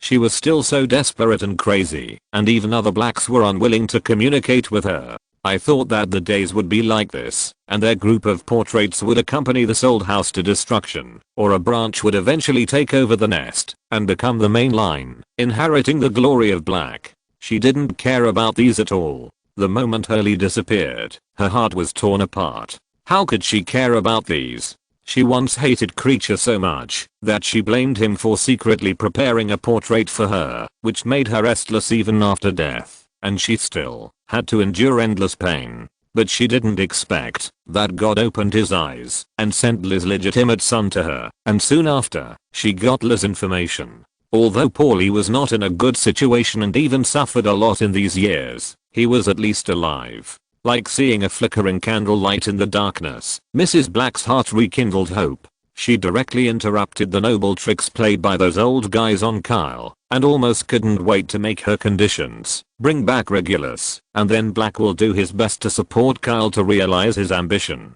She didn't care what the ambition was, even if it was to destroy the world. Sure enough, Kyle agreed to her conditions. She looked at the puppet that Kyle was preparing for exploration, and watched him constantly analyze the possible dangers of the cave. Maybe the news of Regulus revived the softness in her heart. For the first time, she found that Kyle and Regulus looked so similar. The same high nose bridge, the same deep green eyes, but their personalities are different. Kyle is not as gentle and obedient as Regulus, and she doesn't like it. This is the first time that Mrs. Black clearly realized that the person standing in front of her is Regulus's legitimate son. At that time, she swore that no matter whether she could bring Regulus back or not, as long as Kyle tried her best, she would do her best to persuade other Blacks to support this young man. But Kyle was even better than Mrs. Black imagined. He actually brought Regulus back. At this moment, she was almost too excited to control herself. She was shaking all over and almost put all her weight on Orion and barely managed to stand. Kyle, bring Regulus out. It's been too long. I've been waiting for him to come home for too long. Let him come out. After shaking for a long time, Mrs. Black still couldn't say the words to take out or bring Regulus out, which sounded like Regulus was dead. Creature's big eyes were full of tears, and he looked at his mistress distressed. Kyle did not speak. He placed the box on the ground in silence and walked out with the square puppet. Regulus would spend a long time in the future in this room. The walls of the room were engraved with gentle energy gathering magic circles, and in the middle was a white bath filled with potions. These potions could repair physical damage and soul exhaustion. In order to make these potions, various precious materials were thrown in, as if they were free. Creature, go put Regulus in the bathtub. Creature heard the order and snapped his fingers impatiently. Regulus, lying quietly in the puppet, floated up gently, as if being lifted by an invisible string. Then, under Creature's command, he slowly floated above the bathtub. When Regulus was completely immersed in the potion, Creature breathed a sigh of relief, and the blacks in the portrait did the same thing as Creature. Orion's face was full of tears, his expression was extremely sad, and his hands instinctively hugged his wife. Mrs. Black had completely lost her sense of the outside world. She only stared at Regulus blankly, mumbling something. Her hands kept stretching forward. How she longed to touch her son's hair and kiss his forehead again like before. Unfortunately, the inside and outside of the portrait were two different worlds. After they parted that year, they were separated forever. The atmosphere in the room was full of grief, and Kyle didn't like it very much. He packed up the box silently and quietly left the basement. After closing the door, it was like two different worlds inside and outside. Inside the door, a touching tragedy and comedy was played out, with sadness of separation and joy that Regulus was alive. Outside the door, it was deserted. Chapter 92 Invitation. From the time he could remember, Kyle didn't know what the warmth of home was. He just saw other people. Their parents bought new clothes for them, took them out to play, and told them to put on more clothes when it was cold, and told them not to run around when it was hot, because sweating would easily cause prickly heat. The friends who were told would run away impatiently, complaining about their parents nagging. Kyle could only stand aside and watch these. From then on, he vowed to make a lot of money. Would his parents come back after making money? Even if they didn't come back, he thought it didn't matter. With money, he could hire someone to buy clothes with him, play with him, and take care of him. As long as he had money, he could have all the things that others had. Soon, he grew up and made money, but he still couldn't feel what home was. He once asked his friends what happiness was. Someone told him that having old people above and children below was happiness, and that it was happiness to call mom when he walked in the door, and then the children rushed over and called him dad. Some friends also told him that it was happiness when the grandfather in his 80s scolded the father in his 60s, and then the unhappy father came to deal with him. These answers made him depressed, because these were things he couldn't buy with money. Later, he traveled to this magical world. This world is magical, and he has enough talent to master the magic he is interested in, which makes him feel that this life seems to be more interesting than the previous life. Unfortunately, he is still an orphan in this life and still has not experienced the warmth of home. But Kyle has long been accustomed to it, and the magic of magic made him forget these things quickly. He made a grand plan for himself, and has always been working towards this direction. Whether facing Voldemort or Dumbledore, he seems to be full of confidence and never afraid. Until he met the Black family. This legendary dark, cold-blooded and cruel family. All the clansmen who violated the will of the family were driven out of the house. Look at the Black family tree. Every burnt black hole is a clan member who was expelled. Look at the rows of elf heads hanging on the wall of the Black old house. As far as Kyle knows, except for the Black family, no other wizard nobles have this chilling tradition. In the confrontation with Black, Kyle was always cautious, and did not dare to forget that this was a cold-blooded Black wizard family. But when the news of Regulus came out, everything changed. Mrs. Black, who was usually crazy and arrogant, stood on Kyle's side for the first time, as long as he could bring Regulus back. The old guys who were full of conspiracy and intrigue also changed. They no longer dodged Kyle's questions, but tried their best to help him. Kyle could tell that this change was not only because they hoped to bring back an heir for the family. It was also because the guy lying in the bathtub was a relative they had watched grow up since they were young. calling them dad, mom, uncle, grandpa, and grandma. This legendary cold-blooded and cruel family, unexpected warmth. This made him a little confused. In fact, Kyle knew that he had always lacked a sense of belonging to this world, and had a slight gap with this world. So he was never afraid to act, and anyone dared to calculate and anyone dared to use him. It felt like he only cared about revenge when he was alive, and didn't care about the flood after his death.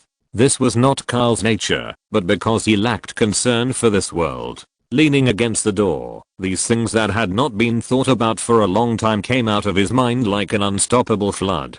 That's why I hate this kind of occasion, Kyle said to himself with some resentment, no longer envying the family affection that Regulus had, turned around, and strode out of the old house. Walking on the street board, there was nowhere to go, just thinking about it and walking forward. The weather in London today was unexpectedly sunny, even making Kyle a little uncomfortable. It was the summer when the peach blossoms and willows were green. Young couples held a parasol together, talking and laughing while strolling aimlessly. Several little kids, aged 7 or 8, rode bicycles and whizzed past Kyle, shouting and competing to see who rode faster. The beautiful and peaceful scene was clearly right beside him, but Kyle felt that it seemed so far away from him. Obviously, he stopped thinking about these sad things after he was 10 years old in his previous life. But he didn't expect that now he has passed 40 in his to lives, and he is getting more and more sensitive. Forget it, 3 cups of wine can open up the avenue, and a drunk can relieve 1,000 worries.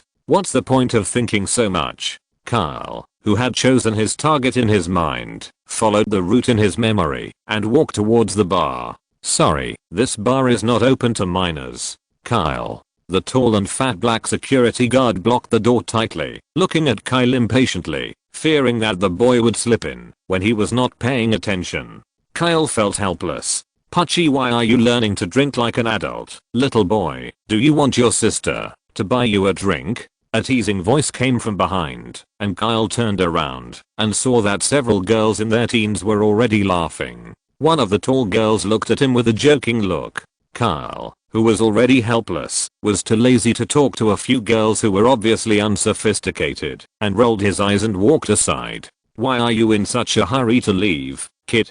Come and chat with me. Maybe I can find some wine for you. These girls were obviously bored, and were ready to tease the silly boy in front of them. How could Kyle talk to them? He didn't even look at them, and walked to the side. But after this episode, Kyle's mood, which was a little gloomy, improved a lot. However, what Kyle didn't expect was that one of the girls actually chased after him, even though he had clearly stated that he didn't want to contact those naive guys. It was the tall girl. Boy, you are quite cool. The sisters just talked to you and didn't even say it back. This girl's familiarity made Kyle feel helpless. Hey, big sister, what on earth are you doing? Kyle's sarcastic tone made the girl frown for a while, but she finally spoke, saying unhappily, you look so lost. Are you heartbroken? You look so annoying. You deserve to be heartbroken. We had a party at home, and we wanted to invite you to have a good drink together. Now, I would never invite you. Also, my name is not Big Sister. My name is Annie Black. After saying that, she shook her hair and strode towards her friend. Annie Black? Kyle murmured, it can't be such a coincidence. Kyle looked at the girl's back, her long brown hair, and her vaguely similar face. Finally, he shouted to the girl's back, you invited someone to your home, but you didn't tell the guest the address? The girl turned around and gave Kyle an unhappy look. With your personality, you must not be heartbroken, right? Because no girl would be interested in you. Complaining about Kyle, the girl hesitated for a moment and finally said, Number 7 Spider's End Alley is not close to here. If you want to join us, just follow us. Spider's End Alley? Kyle's face was a little strange. Isn't that where his dear professor lives? I hope my guess is right. Otherwise, if the dean sees me wandering around like this, I will definitely be scolded and out my life. Kyle could only entertain himself helplessly and followed them. Chapter 93 Anchor. When the girls found Kyle following them, they didn't say much and even made a scene with each other. Kyle didn't say anything either. He followed behind with his hands in his pockets, walking and stopping along the way.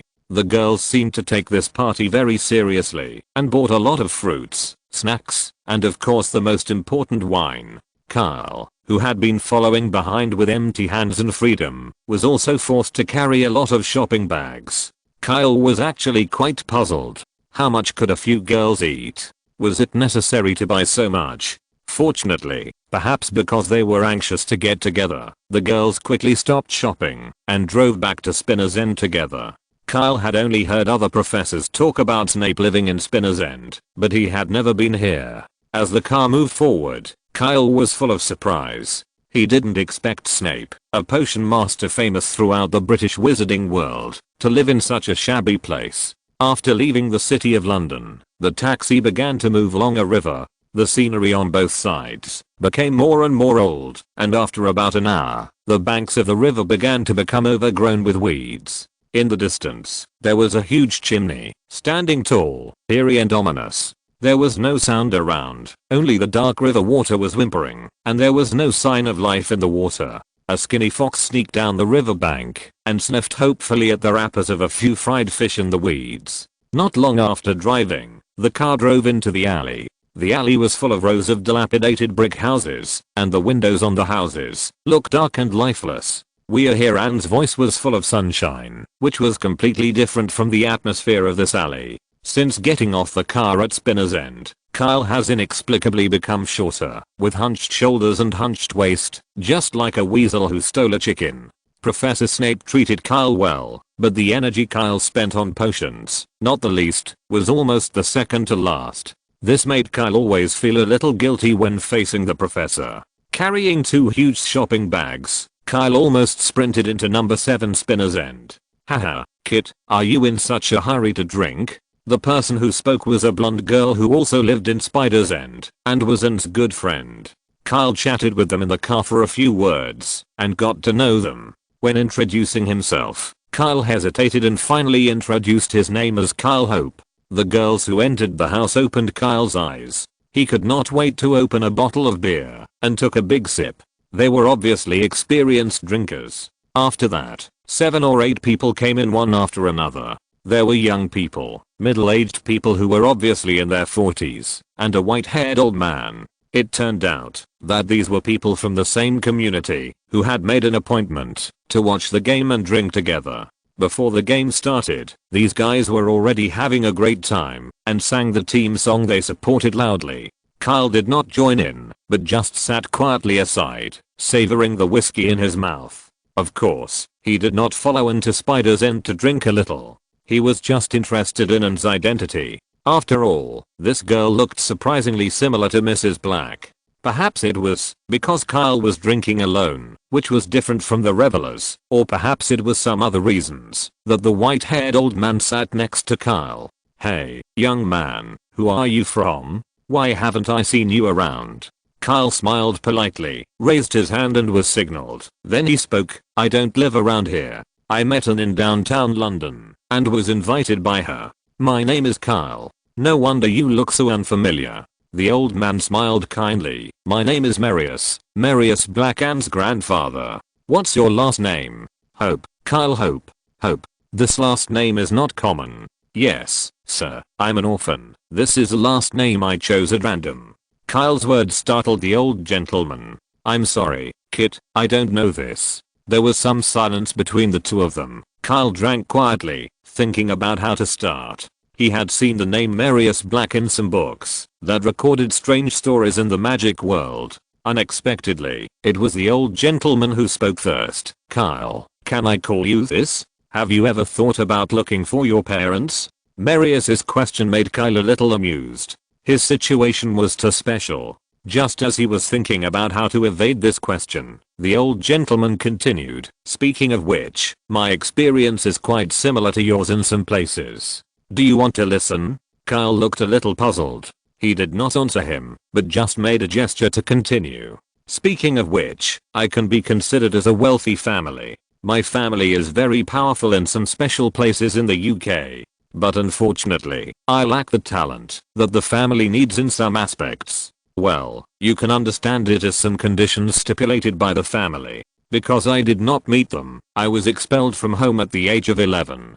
Kyle's expression was very focused, but he kept complaining in his heart. Okay, this is very black. Anyway, I have been going out into this world on my own since I was 11. Well, how should I put it? Many of the customs in my hometown are different from those in other parts of the UK, so I suffered a lot when I first came here. I was lucky enough to live to the age of 15, struggling to survive while hitting walls. At that time, I gradually became familiar with this world. I have no relatives or friends here, and I have nothing, but that also makes me fearless. Fighting, grabbing territory, robbing, selling guns, as long as I can make money, I will do it, no matter if it is dangerous or illegal.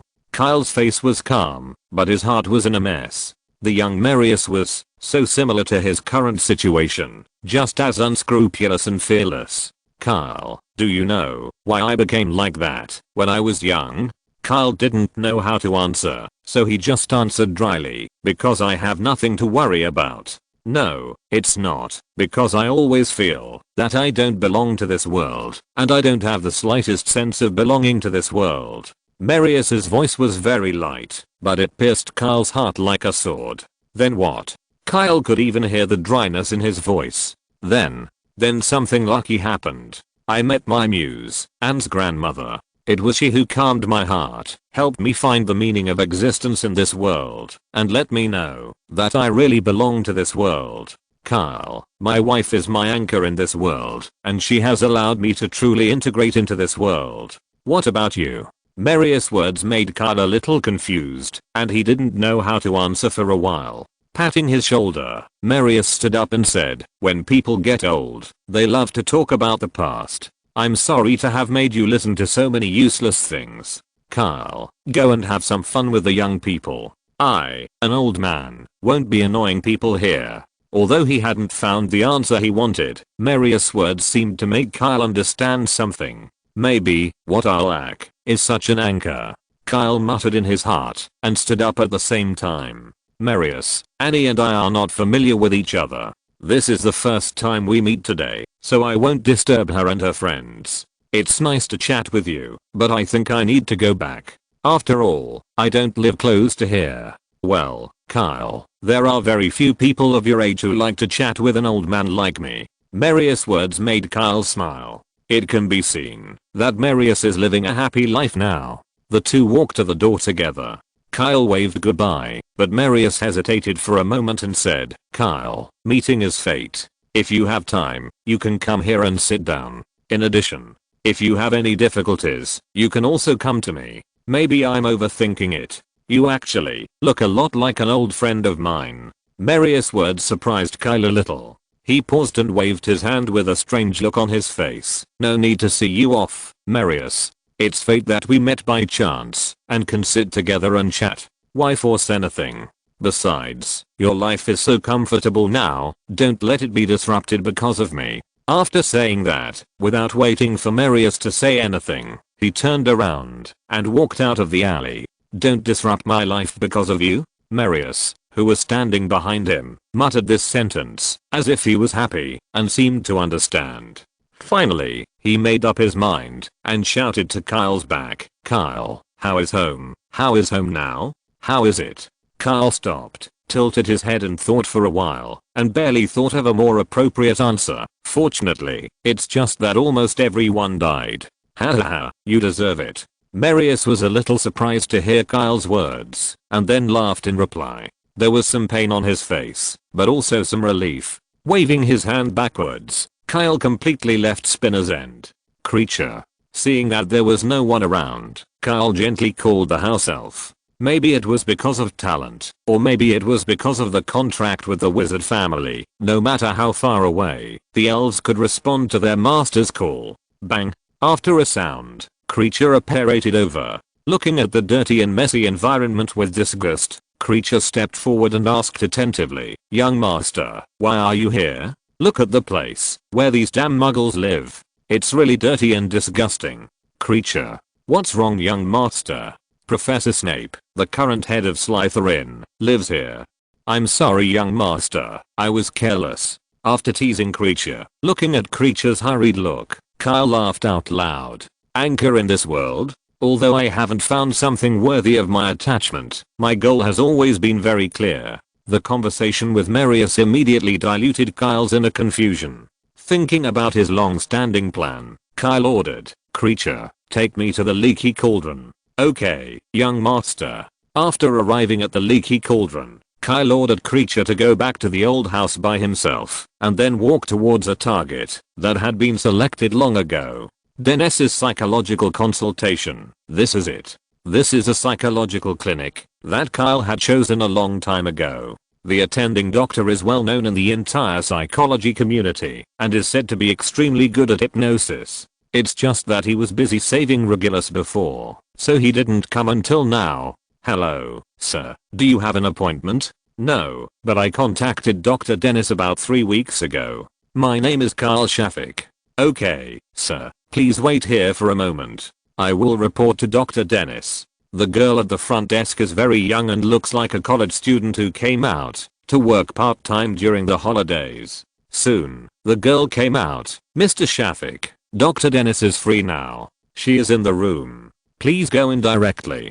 Dennis is a middle-aged woman who looks to be around 40 years old and seems very intellectual. "Hello, Mr. Shafiq. I remember you contacted me before, but you never told me what you were confused about." "Hello, Dr. Dennis. I don't have any confusion. I just have some psychological problems that I want to discuss with you, so I came here presumptuously. I hope you can forgive my abruptness."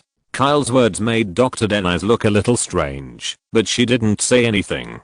Because Dr. Dennis has seen this trick a lot. Discussing psychological problems and asking about the condition of a friend are the most common excuses here. Although it is the 1990s, there are still many people who are unwilling to face psychological problems and think that this is a very personal thing. "I have a friend. I have some questions to ask you. She has seen too many such openings." Of course, as a psychologist, Denise is very good at communication. She didn't directly expose Kyle's excuse, but encouraged him. "Okay, Mr. Shafiq, I'm glad that you are so interested in psychology. Do you have any questions to discuss with me?"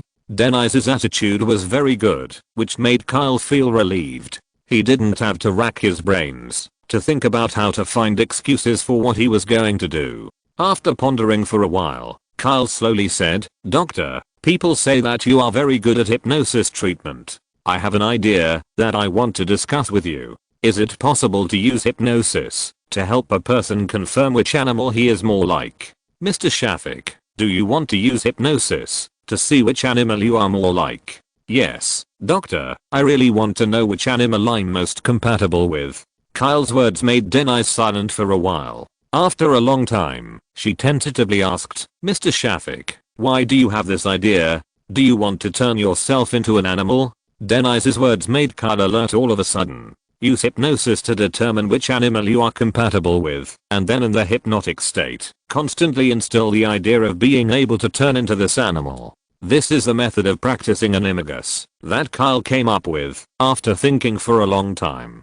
Because Kyle's talent for transfiguration is really too poor, he can only learn this most difficult spell in transfiguration through this alternative method. Because it is said that, even if a person has very poor talent, as long as he has mastered the animagus, it will be much easier for him to learn other transfiguration. However, Kyle only discussed this idea with Professor McGonagall, and he did not get McGonagall's approval. How did this Dr. Denise guess it all at once? Is she also a wizard and a master of transfiguration? Thinking of this, Kyle secretly tightened his wand. "Yes, Dr. Denise, that's what I think. But I have a question. Why don't you seem surprised at this idea at all?" Denise hesitated, as if thinking about how to word it. "Mr. Shafiq, I don't know how to explain it to you. Well, your situation is not suitable for my clinic. I mainly relieve stress or treat depression here. Your situation is medically called paranoia.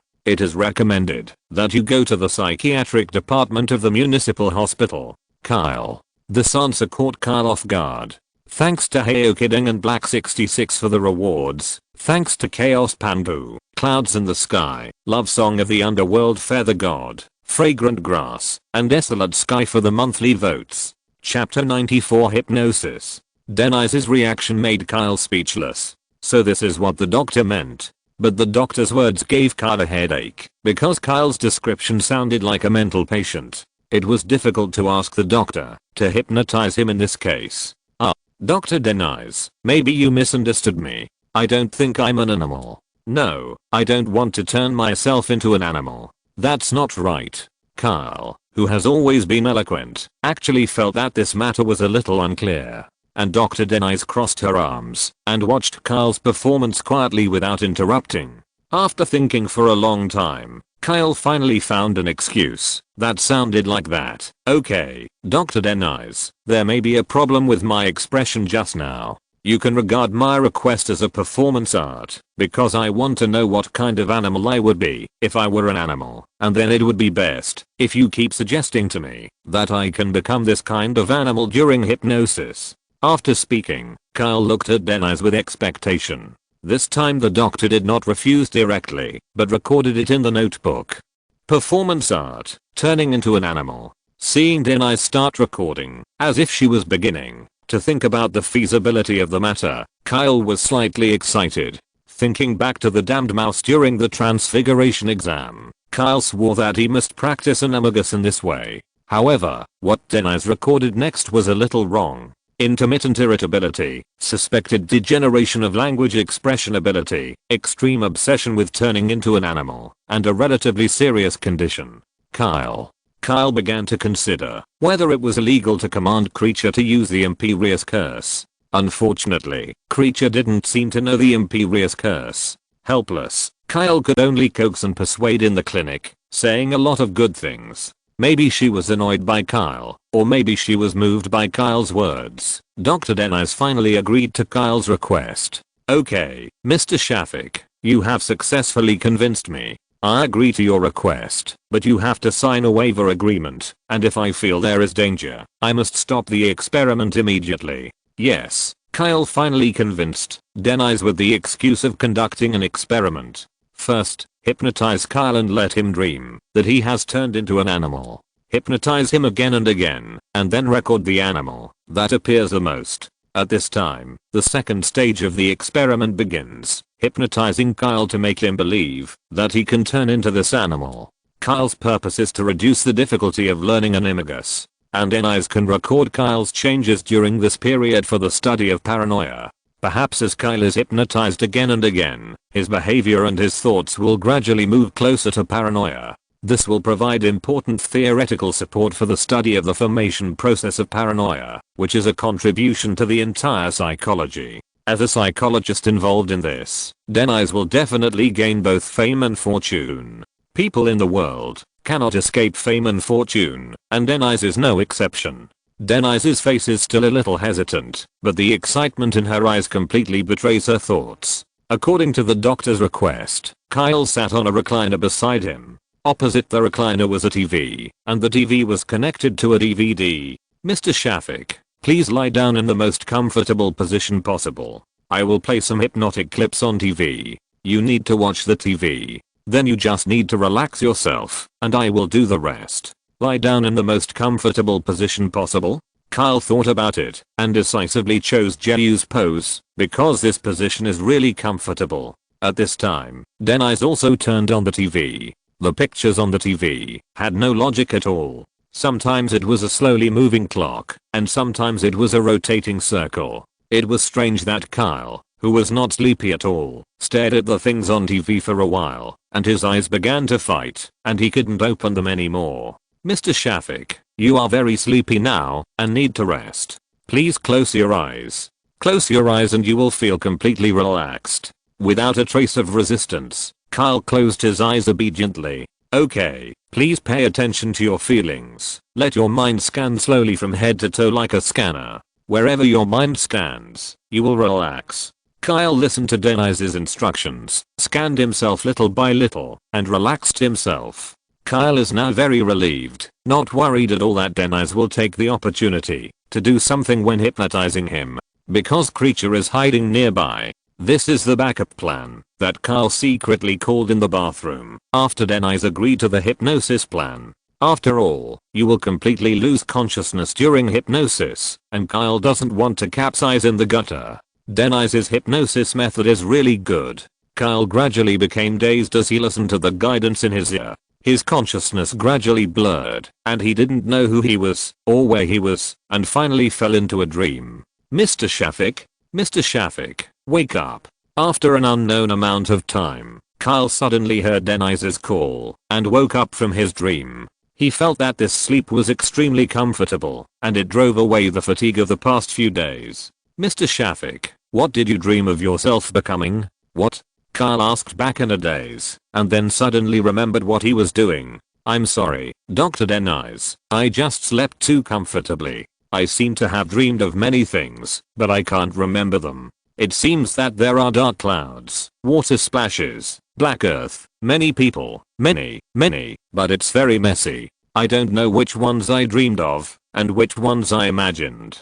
Kyle's words did not surprise Deniz. Mr. Shafiq, this is the first hypnosis after all. When you are familiar with the process, the effect will get better and better. The first hypnosis ended with Kyle in a confused state. After leaving the clinic, he confirmed with Creature that Deniz did not do anything strange when he lost consciousness. So with the sound of Creature's fingers snapping, he returned to the Black Mansion. After dinner, Kyle found a leaf of mandrake that he had prepared long ago and put it in his mouth. In the next month, Kyle's quality of life will drop sharply because he had to hold this leaf in his mouth for a whole month until the next full moon. From that day on, Kyle reported to the clinic at 1:30 p.m. every day and accepted Deniz's hypnosis until he took out the leaves in his mouth. There was still a month and a week before the start of school, which was enough time for Kyle to complete this most difficult process before school started.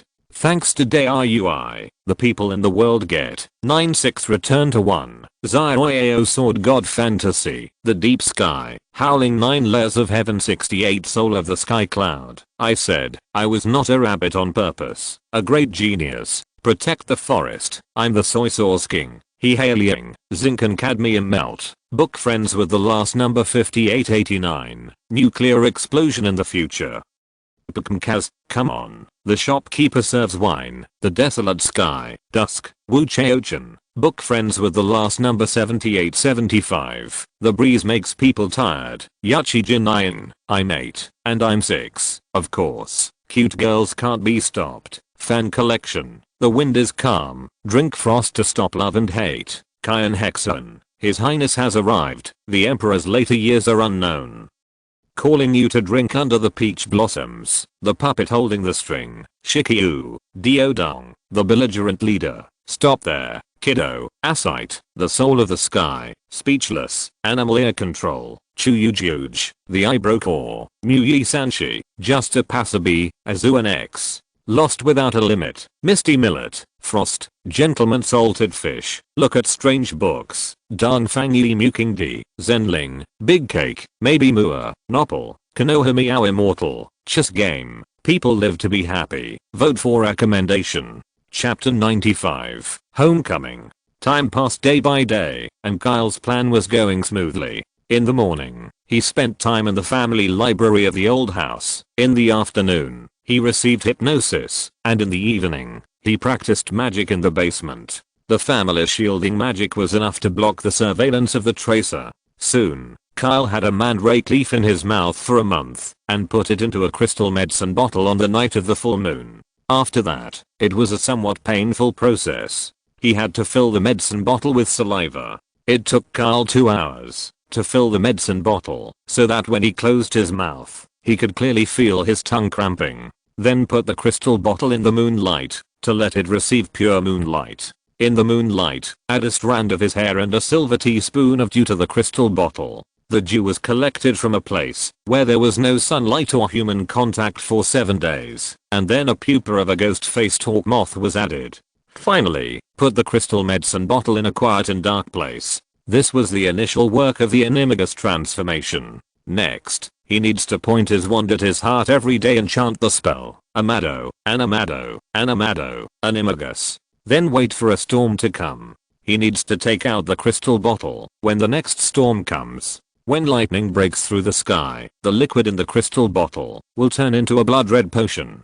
After that, he only needs to drink the potion in an open place and chant the spell again. Amado, Animado, Animado, Animagus. If all goes well, he will successfully master Animagus. If unfortunate unpredictable dangers will occur, maybe he will completely turn into an animal and forget that he is a wizard. Maybe the magic power will riot and be severely damaged, and the worst is to turn into a half human half animal monster, and this process is irreversible. It is said that the ancestor of the harpy was a wizard who failed to learn Animagus. The harpy in the previous life of World of Warcraft was very ugly, but although the harpy in the magic world is rare, it can be seen from the limited magic photos that it seems to look pretty good. The harpies in the magic world are the darlings of the sky. They are naturally good at controlling air currents and flying. Thinking of this, Kyle touched his chin and had a bold idea. Can we find a way to get a few harpies and then study their innate magic? If the harpies' talents can be transformed into magic circles and engraved on the imagined floating city, it will further reduce the difficulty of the floating city's flight. After all, the harpies are not called the darlings of the sky for nothing. Wizards need to consume magic power to break through wind resistance when flying, while harpies are actively escorted by air currents. Recalling the idea that had run away unknowingly, Kyle told Creature to put away the crystal medicine bottle and then began to pack his luggage. School will start in a few days, and Kyle needs to choose the books he needs to take to school to continue to study, as well as some necessary self-defense items. Even books can be left alone, but self-defense or chemical items are essential. In the month when Kyle was obsessed with magic, the magic world was in chaos, and the biggest news was that Sirius attacked the burrow. Fortunately, the Weirlie family went out to visit friends that day, so there were no casualties. However, the Daily Prophet published the scene of the burrow after the attack, which was extremely tragic. It seems that, because he missed the target, Sirius used the burrow as a vent and used evil black magic to blow it into a scorched earth, and even a complete brick could not be found. However, there are also rumors that the scene was not as tragic as described. The reason why complete bricks could not be found was that Weirlie did not spend money to buy bricks at the time to save money, but used mud mixed with straw and stone to build walls.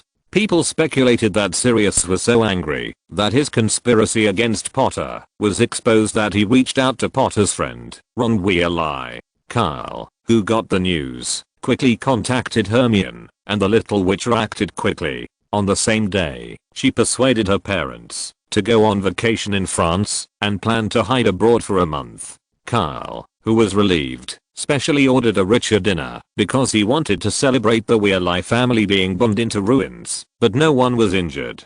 Kyle, who was kind and forgiving, completely forgot that the little red-haired boy had been angry with him 3 times and said rude things to him twice. He just happily celebrated that his house was bombed, but no one was injured. Soon, the time for returning to school came. Creature tearfully took Kyle to King's Cross Station, a magical place for Kyle. After coaxing Creature back home despite the headache, Kyle walked out of the corner and walked straight through the magical pillar. In fact, he could have asked Creature to take him to the platform through the apparition, just like other children from wizarding families. But he was full of curiosity about this magical pillar, so he came to experience it on purpose. This is also a product of alchemy, which can identify wizards and muggles. When muggles lean on it, it is an ordinary pillar. But when wizards get close to it, it will become an invisible passage. Kyle stood there and studied for a long time until he saw Harry arrive at the platform under the escort of 2 auras, and then he walked towards the carriage. Harry is in trouble now, so it's better to stay away from him. At this time, the carriage was in chaos. The young wizards in the lower grades were chasing and playing recklessly. The seniors who had not seen each other for a long time were also talking about what they had seen during the holidays. Kyle, who was helpless, had been looking for an empty compartment for a long time, but couldn't find one. He didn't want to argue with those obviously precocious guys in the school director's compartment, so he finally entered a compartment with only one person sitting. He didn't rush to put his luggage, but just looked at the little guy quietly. It was a Hufflepuff badger. The little guy looked at Kyle in surprise at first, then his eyes began to panic, and he straightened his collar in a bit of a panic. Then the corners of his mouth gradually grinned down, and finally he couldn't bear Kyle's pressure anymore, and ran out crying. Kyle laughed viciously. "Hey, little guy, what's your name?" The little badger, who was called, was full of sadness. He had already given up the compartment, so why did he bully him? He didn't dare to say the complaint in his heart, and turned to Kyle tremblingly, introducing himself. "Porteous. My name is Porteous Nachibo, Senior Shafiq."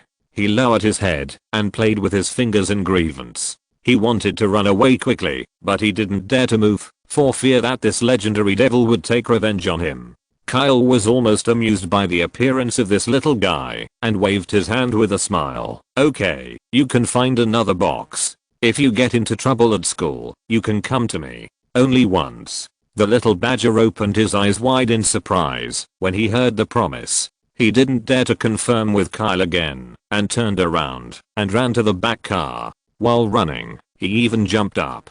Kyle didn't know what to say to his cute appearance, so he could only shake his head and close the door of the box. After casting the soundproof membrane method on the door and the magic that it couldn't be opened from the outside, Kyle quietly read a book. After about an hour of traveling, Kyle's eyes were throbbing as the train was shaking. He wanted to fall asleep immediately. He put down his book and felt a little cold. He was about to put on his coat and take a nap.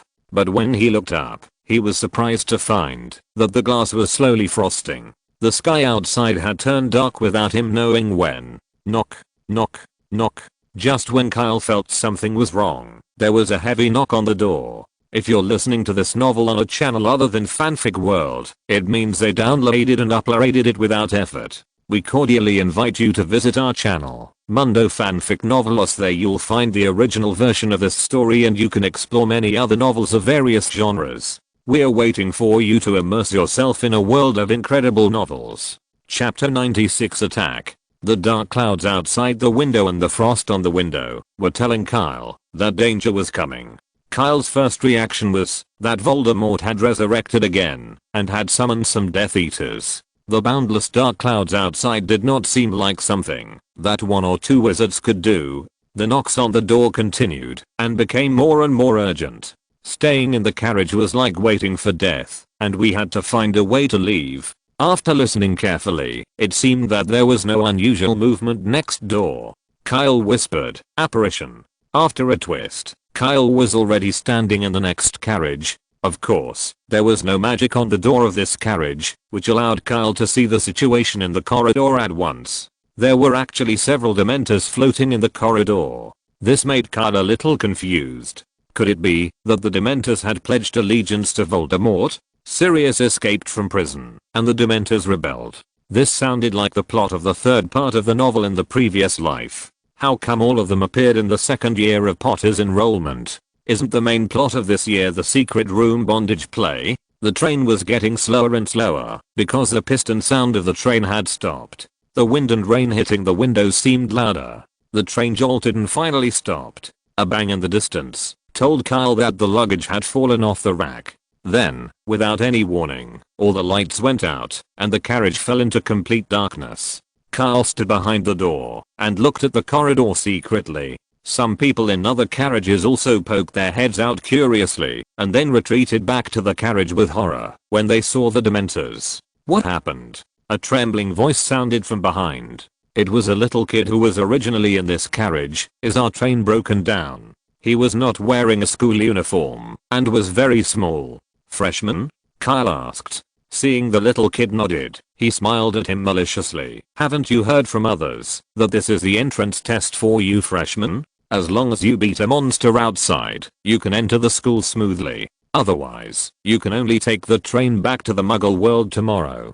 The little kid was already stunned, looking at Kyle stupidly, his lips trembling, and unable to speak. Just at this time, a Dementor floated past the door of the compartment. The little guy rolled his eyes from the heart and lay directly on the seat. If he hadn't seen his little hands shaking nervously, Kyle would have been fooled. The performance of the little clever ghost made Kyle relax a lot, but before he could continue to observe the situation outside, a terrified scream came from the next door, and the voice was quite familiar. "Ah! Get out, don't come near me." Listening to the voice, it seems to be Zabini, who has been promoted to the 2nd grade this year. There were also noisy hisses and painful shouts in the distance. These unlucky guys. Kyle muttered, and could only stretch out his wand. Expecto Patronus. A huge Patronus appeared in the carriage. It was Kyle's big silver dog. The silver light on the big dog dispelled the coldness in the carriage, which made the little bean who had been lying on the chair pretending to be unconscious quietly open his eyes. The appearance of the Patronus seemed to stimulate these evil creatures. The 2 dementors wandering around gathered towards Kyle's carriage. Through the glass, Kyle vaguely saw that there seemed to be a large number of dementors floating around the train outside. Kyle's Patronus squatted quietly in the carriage. The 2 dementors at the door were stimulated by the silver light and became a little manic, floating back and forth restlessly. Although they were about to lose control due to the stimulation of the Patronus, they still did not dare to cross the line. Ignoring the 2 monsters at the door, the screams in the distance were getting more and more terrifying. Obviously, the time had come. Go, drive all the dementors out of the carriage for me, Kyle ordered lightly. The Patronus, who received the command, didn't even look at the dementors at the door and ran straight over their faces. The speed was not very fast, but it dragged a long silver light track behind it. The Patronus charm is worthy of being the most restraining magic against dementors. These scattered dementors could not pose a threat to the big dog at all and were directly forced out of the train. However, something seemed to have changed at the end of the train. A silver ball rushed out like a cannonball. Is it the aura who follows Harry? Kyle guessed, but didn't take it to heart and walked out of the carriage. Loud voice. This magic can amplify Kyle's voice and ensure that his words can be heard throughout the train. All Slytherins, gather in the corridor. Kyle's voice was neither hurried nor slow, dispelling the panic of the little wizard. After confirming that the danger was no longer there, the little snakes quickly walked out and looked at Kyle, who was standing in the corridor with his hands behind his back. Whether it was the heir of a powerful family or the chief or prefect, they all stood in the corridor honestly, waiting for Kyle's arrangement. They all saw the huge Patronus. Other little wizards also looked out to check the situation. When they saw that the monster was gone, they also walked out bravely. They looked at the Slytherins with curiosity and watched the excitement. The heads of each grade, please check if there are any injured students in your grade. Zabini, how are you? Zabini, who was Colt, looked extremely pale and trembling all over. He almost screamed. It took off its hood. That monster, it took off its hood, and it actually wanted to give me a kiss. Puchy, ha ha ha ha, Zabini, you are so charming. Several ignorant little guys laughed at Zabini's words, but they soon noticed the panic on the faces of the students around them.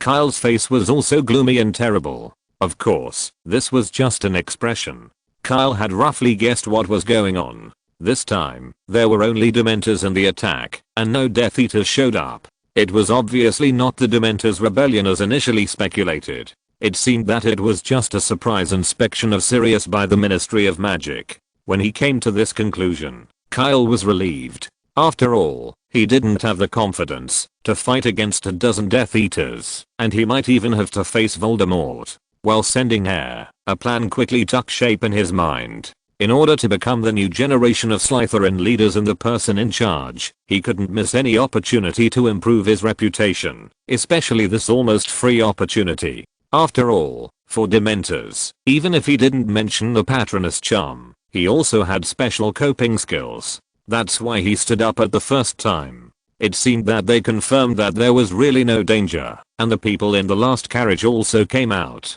Harry, Hermione, little red hair, an adult wizard who looked very down and out in his clothes, and the two auras he had seen on the platform. The moment the auras appeared, Kyle knew that the plan was successful. Thanks to the book Friend's Tale number 3872 and Ancient Navigator for the rewards. Thanks to Fingai Shanayu, Zyark Sishachang, Mechanical Starry Skywings, Deliberately Not Rabbit, Chaos Pandu, and Clouds in the Sky for the monthly votes. Chapter 97. Who is in favor and who is against? Zabini was obviously frightened. Even though there were no Dementors in the carriage, he still couldn't stop shaking. Parkinson next to him stuffed a large piece of chocolate into his mouth, trying to get him out of the Dementor's influence. Malfoy, who was standing next to him, also had an ugly expression on his face. If I remember correctly, Malfoy and Zabini seemed to have a good relationship. The Aura, who had been watching the show for a long time, left one person by Harry's side, and the other tried to squeeze over. Make way, little guys, make way. You are safe now. This is just an inspection of Sirius by the Ministry of Magic. Let me go over and talk to the driver. We will continue our journey. After all, you don't want to spend the night here, do you? This guy obviously knew that the matter was a bit serious, but he tried to cover it up with a clumsy joke. Unfortunately, Kyle couldn't let go of this opportunity so easily. Sir, Kyle said slowly, with an extremely unfriendly attitude, I'm afraid we can't leave right now. This matter doesn't seem to have been resolved. The other Slytherins also cast their dissatisfied eyes at the Aura. These precocious little snakes are not so easy to fool. The little snake's eyes made the Aura feel a little pressured, but he still gritted his teeth and insisted, Gentlemen, ladies, this is the action of the Ministry of Magic. I hope to get your cooperation. As for what happened just now, the Ministry of Magic will give a reasonable explanation. Seeing that the Aura mentioned the Ministry of Magic, the little snakes with poor backgrounds were a little discouraged. But seeing that the expressions of those classmates from wealthy families did not change, they could only cast their eyes on Kyle. This is exactly what Kyle wants. As long as he can stand up for Slytherin again and again, and let these arrogant little guys get used to being led by him, then in the future, no one can snatch the leadership of Slytherin from him. Mr. Aura, you may have misunderstood. Slytherin has no intention of interfering with the Ministry's actions, and does not need the Ministry's explanation. Kyle's words made the Aura feel relieved. He thought that Kyle was young after all, and was still frightened by the Ministry's reputation, and wanted to find an excuse to cover up the matter. Just as he was about to say a few good words, he heard Kyle continue. A Slytherin was attacked, so what we want is not an explanation from the Ministry of Magic, but an explanation to Slytherin. After saying that, without waiting for the Aura to react, shatter into pieces. This is a pure and incomparable spell that Kyle has mastered for a long time. The powerful effect blew the side of an entire carriage of the Hogwarts Express into pieces. There was no longer any barrier between the Dementors wandering outside and the students. Mr. Aura, I believe you have mastered the means to communicate with the Dementors. Tell them to hand over the monster that attacked Slytherin. Whether it was the little snake or other small animals, they all opened their mouths in surprise. The difference is that a small number of Slytherins have already shown admiration in their eyes. The other little animals have complicated expressions. Especially the little lions of Gryffindor, their eyes are strangely cast at Percy Weasley. The whispered communication of the little animals just now has let Kyle know that Potter has also been attacked. Percy Weasley's face turned red, almost catching up with the color of his hair, but he didn't dare to do anything, just muttered something in a low voice. Kyle sneered and stared at the largest Dementor in the distance, completely ignoring the threats of these guys. When they saw the car exploded, these evil creatures surrounded them and heard Kyle's words clearly. Their reaction surprised Kyle a little. The moment he finished speaking, the air pressure of these creatures became lower, and the air around them seemed to become a little colder. I didn't expect these creatures to be able to understand English. Mr. Aura, it seems that you don't need to translate. These guys have understood what I said. At this time, the Aura had no time to care about Kyle's words. Cold sweat dripped down drop by drop, and even flowed directly into his eyes. The Aura kept wiping the cold sweat, and the wand in his hand trembled as he pointed forward. Dementors, don't listen to this student's nonsense. Someone from the Ministry of Magic will communicate with you about this matter after you go back. After that, he glared at Kyle and shouted loudly, you guy, you don't understand anything at all. Don't think that you can do whatever you want here, just because you know the Patronus charm. Can your Patronus charm stop so many Dementors? Kyle's mouth curled up with a smile, but there was no smile in his green eyes. Sir, do you really know what you are doing? Kyle's words were slow but clear, and each word was heard by the Aura and all the young wizards, who gave you the courage to stop Slytherin's revenge. After that, he suddenly raised his voice. Zabini. Yes, senior. Zabini's face had eased, but there was still fear in his eyes. Zabani, did you help Sirius hide his whereabouts? No senior. Do you carry anything related to Sirius? No. Kyle looked at the aura, but continued to ask Zabani, then there is only one possibility left. Zabani, are you Sirius impersonating after drinking the polyjuice potion? Zabani also understood what Kyle meant, and laughed and replied, of course not senior. Very good.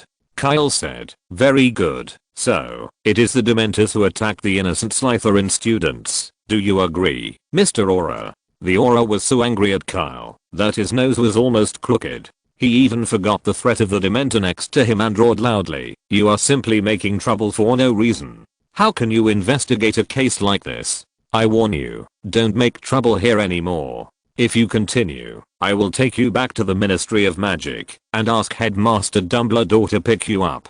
Kyle didn't even want to maintain the twitching smile on his lips. He narrowed his eyes, stared at the aura, and his voice was terribly cold. Sir, can I understand that you are shielding the Dementors who attacked Slytherin? No one, any creature, can get away with threatening innocent Slytherin. At this point, Kyle's expression was already frighteningly cold. Or, sir, are you prepared to bear the wrath of Slytherin yourself? Kyle looked extremely arrogant at this moment. He didn't take the threats from the Dementors seriously at all. The contempt in his eyes even made the aura take 2 steps back. The aura blushed when he came to his senses and yelled almost out of control. Now, I order you to get back here. Do you think you can represent Slytherin? Eric, come here. This was another aura who came with Harry. He had just seen the conflict and had surrounded them. Hearing the call from his colleague, he had no choice but to stand up. If this kid makes trouble here again, take him down. The charges that he is trying to sow discord between wizards and Dementors and threatening the lives of the little wizards. After saying that, he looked at Kyle with a sinister look, obviously hating Kyle very much, causing him to embarrass himself in front of so many little wizards. Unfortunately, Kyle completely ignored his expression and even gave him a thumbs up in his heart, wanting to call him a good British teammate. Kyle had been waiting for the aura's question for a long time, and finally someone asked it. Without a qualified villain supporting role, it would be difficult for him to continue this play. Can you represent Slytherin? Kyle repeated softly, looking around at the little snakes around. These little guys also had quick brains, and instantly guessed what Kyle was going to do, and their expressions were very complicated. Can you represent Slytherin? Kyle repeated again, then laughed and looked at the aura. Since I'm standing here, since I choose to face these Dementors, then of course I can represent Slytherin. As he said that, he looked at the little snakes with a face full of arrogance. Slytherins, who agrees with this sentence, who opposes it? Chapter 98 Explanation. The scene was quiet, and none of the little snakes stood up to object. If someone wanted to fight for leadership, it meant that they would have to face the dual pressure of the Ministry of Magic and the Dementors. Especially the Dementors. No one present was sure to subdue them. If they couldn't do this, standing up at this time would only bring shame upon themselves. This was also what the little snakes were puzzled about. Where did Kyle get the confidence to make the Dementors give an explanation? The little animals from other colleges looked at Kyle with their eyes wide open. Kyle's dominance was beyond their imagination. Which boy has never dreamed of being a hero? At this moment, the boys' eyes were shining, and they wished they could replace Kyle and stand in that place where everyone was paying attention to and scold thank you IU. The girls were also excited, watching the scene in front of them without blinking. Kyle was handsome in appearance, and he was full of vigor and vitality standing in the field at this moment. His temperament, mixed with the unique arrogance of Slytherin and the confidence brought by strength, made the girls unable to take their eyes away. And which girl has not imagined that her future husband is a powerful, elegant, and tough overbearing president? Only a few people noticed the undercurrent in Slytherin at this time. Among the Slytherins present, only a few were truly convinced by Kyle's leadership. The others were just forced by the situation. Of course, these few smart people would not jump out to give a speech. Instead, they looked at each other and then ate the melon with great interest, their eyes also shining. The silent scene further highlighted the embarrassment of the aura. At this time, he had been forced into an extremely embarrassing situation by Kyle, and there was no way out. But of course Kyle would not take an irrelevant aura to heart. His goal had been achieved. He only needed to force the Dementors to hand over the murderer, and the matter would be settled. Ignoring the blushing aura on the side, Kyle looked at the largest Dementor. He was very relaxed, and even looked a little lazy. I know you understand English, Dementors. Hand over the idiot who attacked Slytherin, and stay away from the train. You can't afford the consequences of resistance. Kyle's expression could even be called contempt, which completely angered the leading monster. Roar. The monster's language seemed simple, but the other Dementors completely understood what the leader meant. No longer controlling their nature, they almost couldn't wait to rush towards Kyle. A few monsters couldn't wait to take off their hoods, revealing their distorted faces. Glancing at the Dementors who were obviously more manic with some disgust, Kyle opened the box at hand and took out his secret weapon, an unstable energy core. The last time he used this thing to deal with the inferi, Kyle thoroughly understood the characteristics of this energy core. Unlike the explosives in the Muggle world, this thing has extremely low physical damage, but the explosion of the energy core will instantly release the energy stored in it, forming an energy storm. This energy has very little damage to wizards. Even if it explodes at close range, it will only cause the wizard's magic power to vibrate violently, and at most he will spit out blood. However, it is extremely harmful to energy creatures or artificial magic creatures transformed by energy.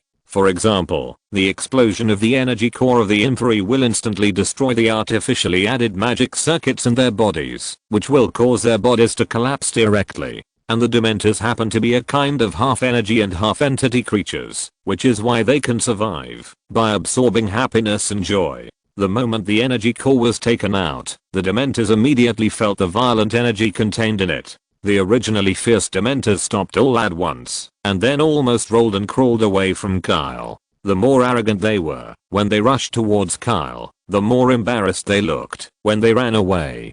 Kyle casually threw the energy core in his hand and looked at the Dementors with a smile. At this time, the monsters were no longer as terrifying as before. They fled far away one by one, and their heads swayed up and down with the energy core in Kyle's hand, just like the dogs he raised in his previous life. After counting, there were 67 Dementors in total. Kyle felt a little regretful. Why didn't the existing hundreds of Dementors attack together? He turned around and looked at the stunned Aura. Mr. Aura, I really can't defeat so many Dementors with a Patronus. But I didn't say I had to rely on a Patronus. Look, aren't these little cuties very well behaved now? In fact, it wasn't just the Aura. The little animals at the scene were also stunned. This is it? The Dementors that look so intimidating. The Dementors in the magic world that can make children afraid to cry at night just became cowardly? The little animals were all confused, but they all realized that the energy core was not simple. They stared with their eyes wide open, trying to see clearly what that thing with blue light was. Seeing that the Dementors had already fled far away, Kyle, who didn't want to shout at the top of his lungs, pulled the corners of his mouth and showed the fake smile inherited from his Slytherin ancestors. Mr. Aura, can you please help me translate? After all, I can't understand the roar of the Dementors. As he said that, he took out a dozen energy cores from the box again, which made the Dementors retreat more than 10 meters again. The Aura looked at Kyle with an unpleasant expression and moved his lips. In the end, he walked forward listlessly. This difficult Slytherin put a lot of pressure on him. Whether it was the support of other little snakes or the Dementors who were standing far away and dared not move forward, they were all telling Mr. Aura not to easily provoke this boy who was only 15 or 16 years old. Seeing the temporary translator coming over, Kyle nodded with satisfaction. Tell them, Mr. Aura, they have been surrounded by me. Tell them not to move. This classmate. Do you not quite understand the meaning of the word surrounded? Surrounded is. Of course I know. Kyle interrupted the Aura impatiently. You just need to tell the Dementors what I said, and then tell me what the Dementors said. The helpless Aura now understood his role. The translation is fake, and the human loudspeaker is real. This understanding made the Aura a little sad. Sure enough, Kyle's words caused a huge commotion among the Dementors. It seemed that they felt that they were far enough away from Kyle, and these monsters became bolder again. Kyle understood what the Dementors meant without the Aura's translation. These guys bared their teeth and claws again, roaring at Kyle, and vaguely set their sights on other little wizards. It seemed that they wanted to threaten Kyle with the safety of other little wizards. It's really stupid. I've told you that you are surrounded. Why don't you believe it? Before the aura could think about whether to translate this sentence, Kyle had disappeared beside the aura. The constant apparition made Kyle a little dizzy, and his whole body was protesting to him, but the results were still gratifying. At this time, Kyle was only 5 meters away from the nearest Dementor, but the Dementors in front of him did not dare to act rashly, because they were really surrounded. When he was constantly apparating just now, the landing points were distributed around these Dementors, and every time he apparated, he would drop a few energy cores on the spot. The Dementors who really felt threatened were almost using their innate magic at full strength. A series of cold breaths made the surroundings colder and more desperate. Kyle even felt that the coolness penetrated his skin and went all the way to his chest, so cold that his heart almost stopped beating. The unpleasant memories in his mind rushed out one after another. The hardships of growing up in childhood, the hardships he experienced when starting a business, and the despair when he learned about cancer. All these cold memories came to Kyle's mind.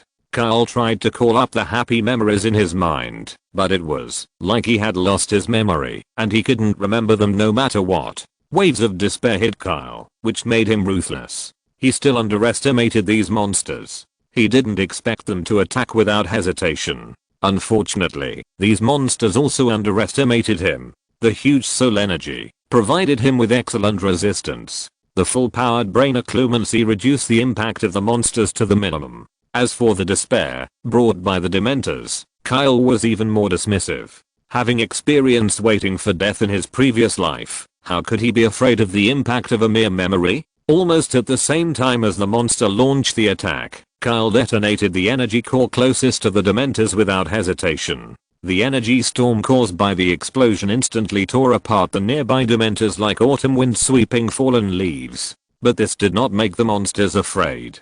The Dementors rushed towards Kyle even more frantically and all showed their ugly faces. Where the mouth should have been was a deep hole, all hissing and breathing in Kyle's direction. Are you trying to be more ruthless? In his previous life, Kyle learned in the orphanage that the bravest will win when they meet on a narrow road. Besides, the current situation does not allow Kyle to retreat. Since the Dementors want to fight, Kyle will do as he wishes. Do the Dementors have the strength to fight with him? Kyle. He threw out the energy core in his hand and detonated it before he even left the range of the energy storm. He resisted the surge of magic power and took out 5 or 6 energy cores from the box again, and this time he did not close the box. Boom. After a twist, the huge frontier base came out. Before the giant puppet appeared, it had already stretched out all the gun barrels. The huge energy ball was almost impatiently fired by the frontier position. Large balls of energy bombs fell around the Dementors like raindrops hitting bananas. Although Kyle could avoid the center of the Dementors, more than a dozen unlucky ghosts were blown to ashes. Roar. The leader of the Dementors finally recognized the reality, and a roar full of unwillingness came out of his mouth, finally stopping the restlessness of the Dementors. Kyle was panting heavily, and the explosion of the energy core at close range made him uncomfortable, but his back was still straight. What? Are you finally going to admit defeat? Kyle didn't care about the threats of these Dementors, and mocked with a nonchalant look on his face. Without even turning back, Kyle could guess the expressions of the small animals behind him. These flowers in the greenhouse have never seen such a tragic battle. They were all scared and opened their mouths, staring at Kyle blankly and unable to speak. Only at the end of the last school year, when they witnessed the explosion in the corridor, the condition of the little guys was better. Kyle's current condition is very bad. The energy storm disturbed his magic, which made his resistance to Dementors very low. But Kyle stood at the front with a nonchalant look on his face. The remaining 20 or 30 Dementors gathered together, and he could even almost feel the murderous intent that was almost condensed into a solid body surrounding him. But in Kyle's view, this was nothing but the impotent fury of the Dementors. How about it? Mr. Dementor, have you considered it? Do you agree to hand over the Dementors that attack Slytherin? Or do you really want to die here? At the end, Kyle's voice became cold. The killing intention of the Dementors could not affect Kyle at all. The gun barrels of the forward base behind him were flashing with a faint light, and 4 energy cores were floating around him. This was Kyle's confidence in facing the Dementors. The weapons that Kyle has developed now are not very threatening to creatures with perfect or even powerful bodies such as wizards and werewolves. But for these energy creatures, it is almost a disaster. The scattered energy cores around have not been detonated yet. The Dementors surrounded in the middle are restless, but they dare not show their teeth to Kyle again, and can only cast their eyes on their leader. Roar, roar. The tall Dementor leader had to bow to Kyle, and the roaring sound was no longer as crazy as before, but Kyle could still hear the strong anger from it. Sorry, I don't understand what you are saying. Are you saying that you are still unwilling to hand over the murderer? Kyle's words made the Dementors almost crazy, but Kyle's next action made him furious. Kyle actually threw out another energy core in a frenzy. The huge explosion caused the Dementors to lose 3 companions again. Now, are you willing to hand over the murderer? The cold voice sounded again, and this voice made the Dementors, who were used to giving others despair, feel scared for the first time. Roar. The leader of the Dementors almost couldn't wait to roar again. The voice was full of grief and anger, and the other Dementors even began to tremble. Unfortunately, whether it was the anger just now, or the grief and anger now, it was not the result Kyle wanted. Wrong answer. Another energy core flew out of his hand. After the explosion, there were only a little over 20 Dementors left. The leader of the Dementors looked at his companions sadly. When they came, more than 60 Dementors were in high spirits and thought it was an easy job. By the way, I can also move my hands and feet during the inspection and enjoy some more happiness that is hard to find in Azkaban. I didn't expect that in just 10 minutes, things would turn out like this. Suppressing the anger and sadness in my heart, the leader finally lowered his head first, crawled on the ground, and surrendered completely. Chapter 99 Slytherin has always been like this. Roar, roar. The roar was very weak and full of humiliation, but Kyle didn't care at all. Looking at the Dementors crawling on the ground in front of him, Kyle just wanted to laugh out loud. After a lot of calculations and thoughts, he finally got the most ideal ending. The little animals behind him were completely silent. Kyle's methods completely exceeded their imagination. They didn't expect Kyle to be so strong and cruel, nor did they think the result would be so brilliant. 21 Dementors crawled on the ground. Kyle stood proudly in front, and behind him was a huge puppet standing tall. This picture, I believe, will be difficult to erase from their minds even after decades. The aura walked forward with a bitter face. He didn't even need to go back to the Ministry of Magic. He knew that he was going to be in big trouble this time. Although the plan of the Dementors to search the train was neither formulated by him nor responsible for him. No matter how to trace the responsibility, he can't be found on him. However, as the only 2 staff members of the Ministry of Magic present, he was unable to control the development of the situation and watch the whole thing get out of control to such an extent. How could he not be blamed? I believe Fudge would not mind blaming him and throwing him out to take the blame. Looking at Kyle with resentment, the aura stepped forward and took the initiative to translate for the Dementors, his voice full of bitterness. Sir, please stop hurting the Dementors.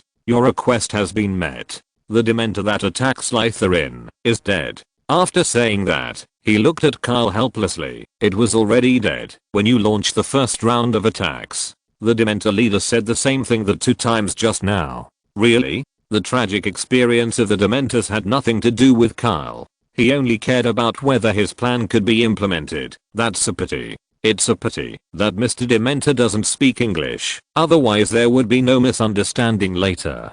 Kyle said it lightly, but the eyes of others twitched a little, and the Dementors even let out a huge wail. Unfortunately, they still underestimated Kyle. It seems that the Dementors have paid enough for attacking Zabani. After a pause, he continued, but sir, this is not enough. This is not enough. Kyle's words shocked the aura and almost wailed. What else do you want? Please, sir, don't make trouble anymore. Do you really want to make things impossible to resolve? These Dementors all belong to the Ministry of Magic and are an important part of the Ministry of Magic. You really can't kill them anymore. You are fearless now. These Dementors can't threaten you. Don't you want to think about the future?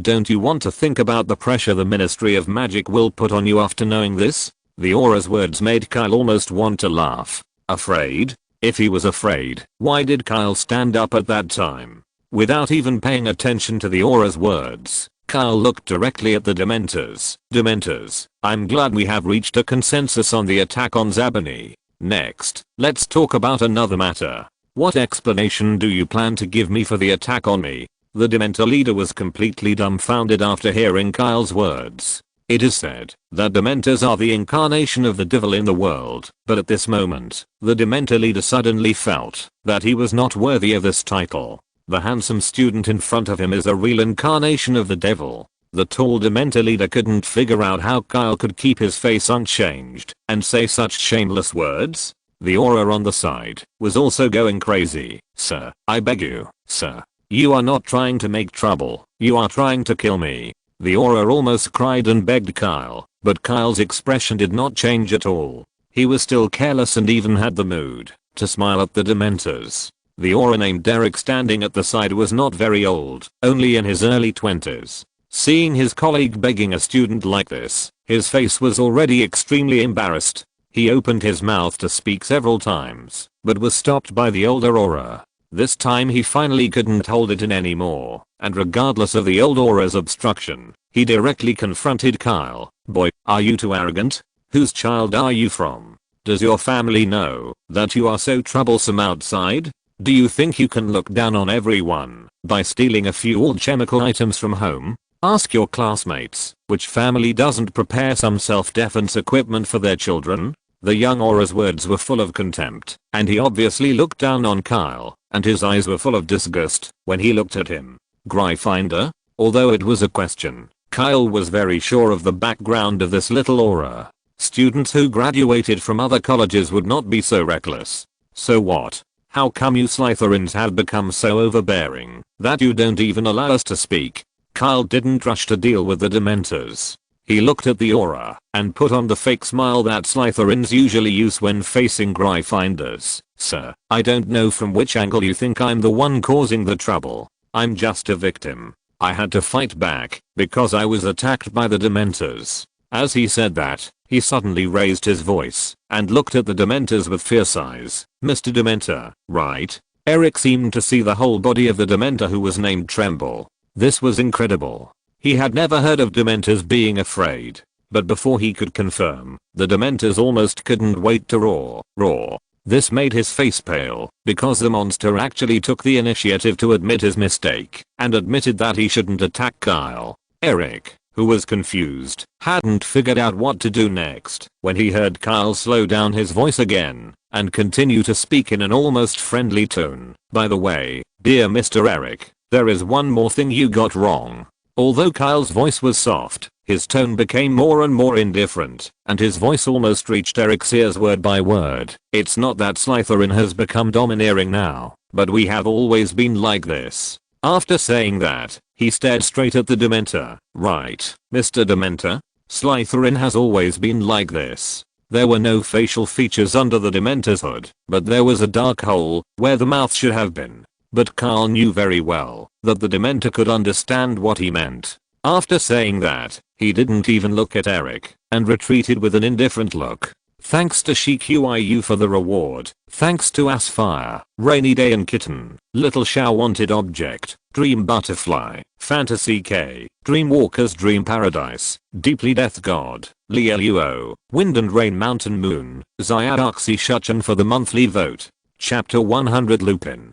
Kyle's hint made Eric and the old aura pale, and they quickly took out their wands. Unfortunately, the Dementors were faster than them. At the moment Kyle retreated, the Dementors suddenly jumped up and quickly surrounded the two auras in the middle. The innate magic was fully fired, and the temperature dropped quickly. Kyle even saw frost on the ground. The two auras surrounded in the middle collapsed directly. The two people whose happiness and joy were sucked away could still force themselves to rush left and right, trying to break out of the encirclement. It's not that they don't want to use magic, but the influence of the Dementors on them has made it difficult for them to concentrate on mobilizing magic. Soon, they couldn't even rush left and right. They almost collapsed to the ground, holding their heads in pain with both hands. First, they begged for mercy from Kyle loudly, and finally, they didn't even have the strength to shout loudly. Their faces were covered with snot and tears, and they were mumbling nonsense in their mouths, and their saliva was dripping all over the floor.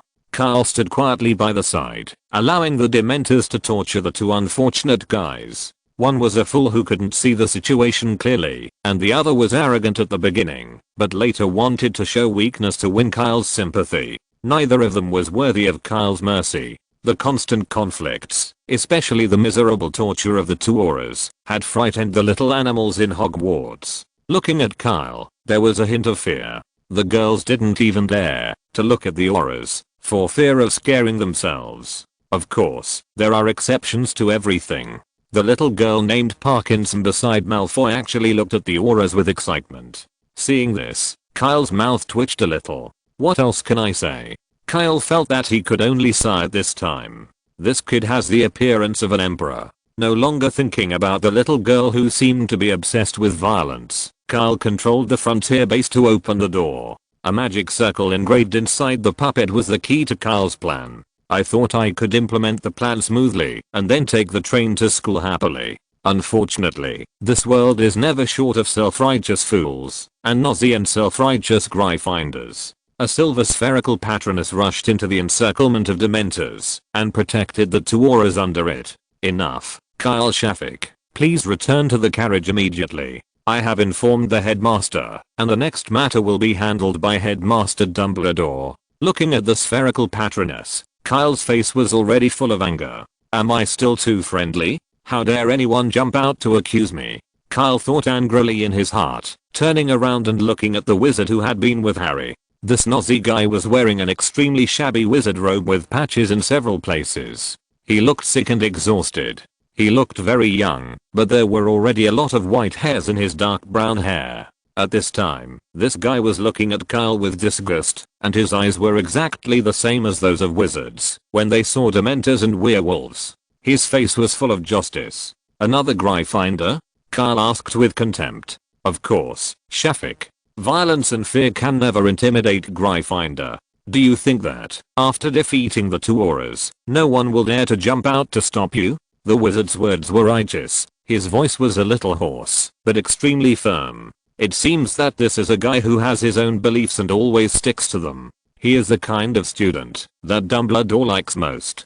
Kyle thought about it. At this time, his behavior did not seem to be a good person. However, from beginning to end, Kyle did not claim to be a messenger of justice. Without paying attention to the wizard's accusation, Kyle looked at him with interest. Sir, before accusing me, shouldn't you introduce yourself? After all, it seems that you and these two auras are not the same kind of people. Kyle's ease made the man feel a little powerless. He originally thought that bringing up Dumbledore would make Kyle a little cautious. Unexpectedly, Kyle didn't take it to heart at all. Remus Lupin, this year's defense against the dark arts professor. The man introduced himself with a vigilant look on his face, his eyes never leaving Kyle and the restless Dementors. Remus Lupin? The name sounded familiar to Kyle, and after trying hard to think about it, he finally remembered something. This made Kyle's eyes look a little strange. He had carefully studied Sirius life, and the name Remus Lupin appeared quite frequently.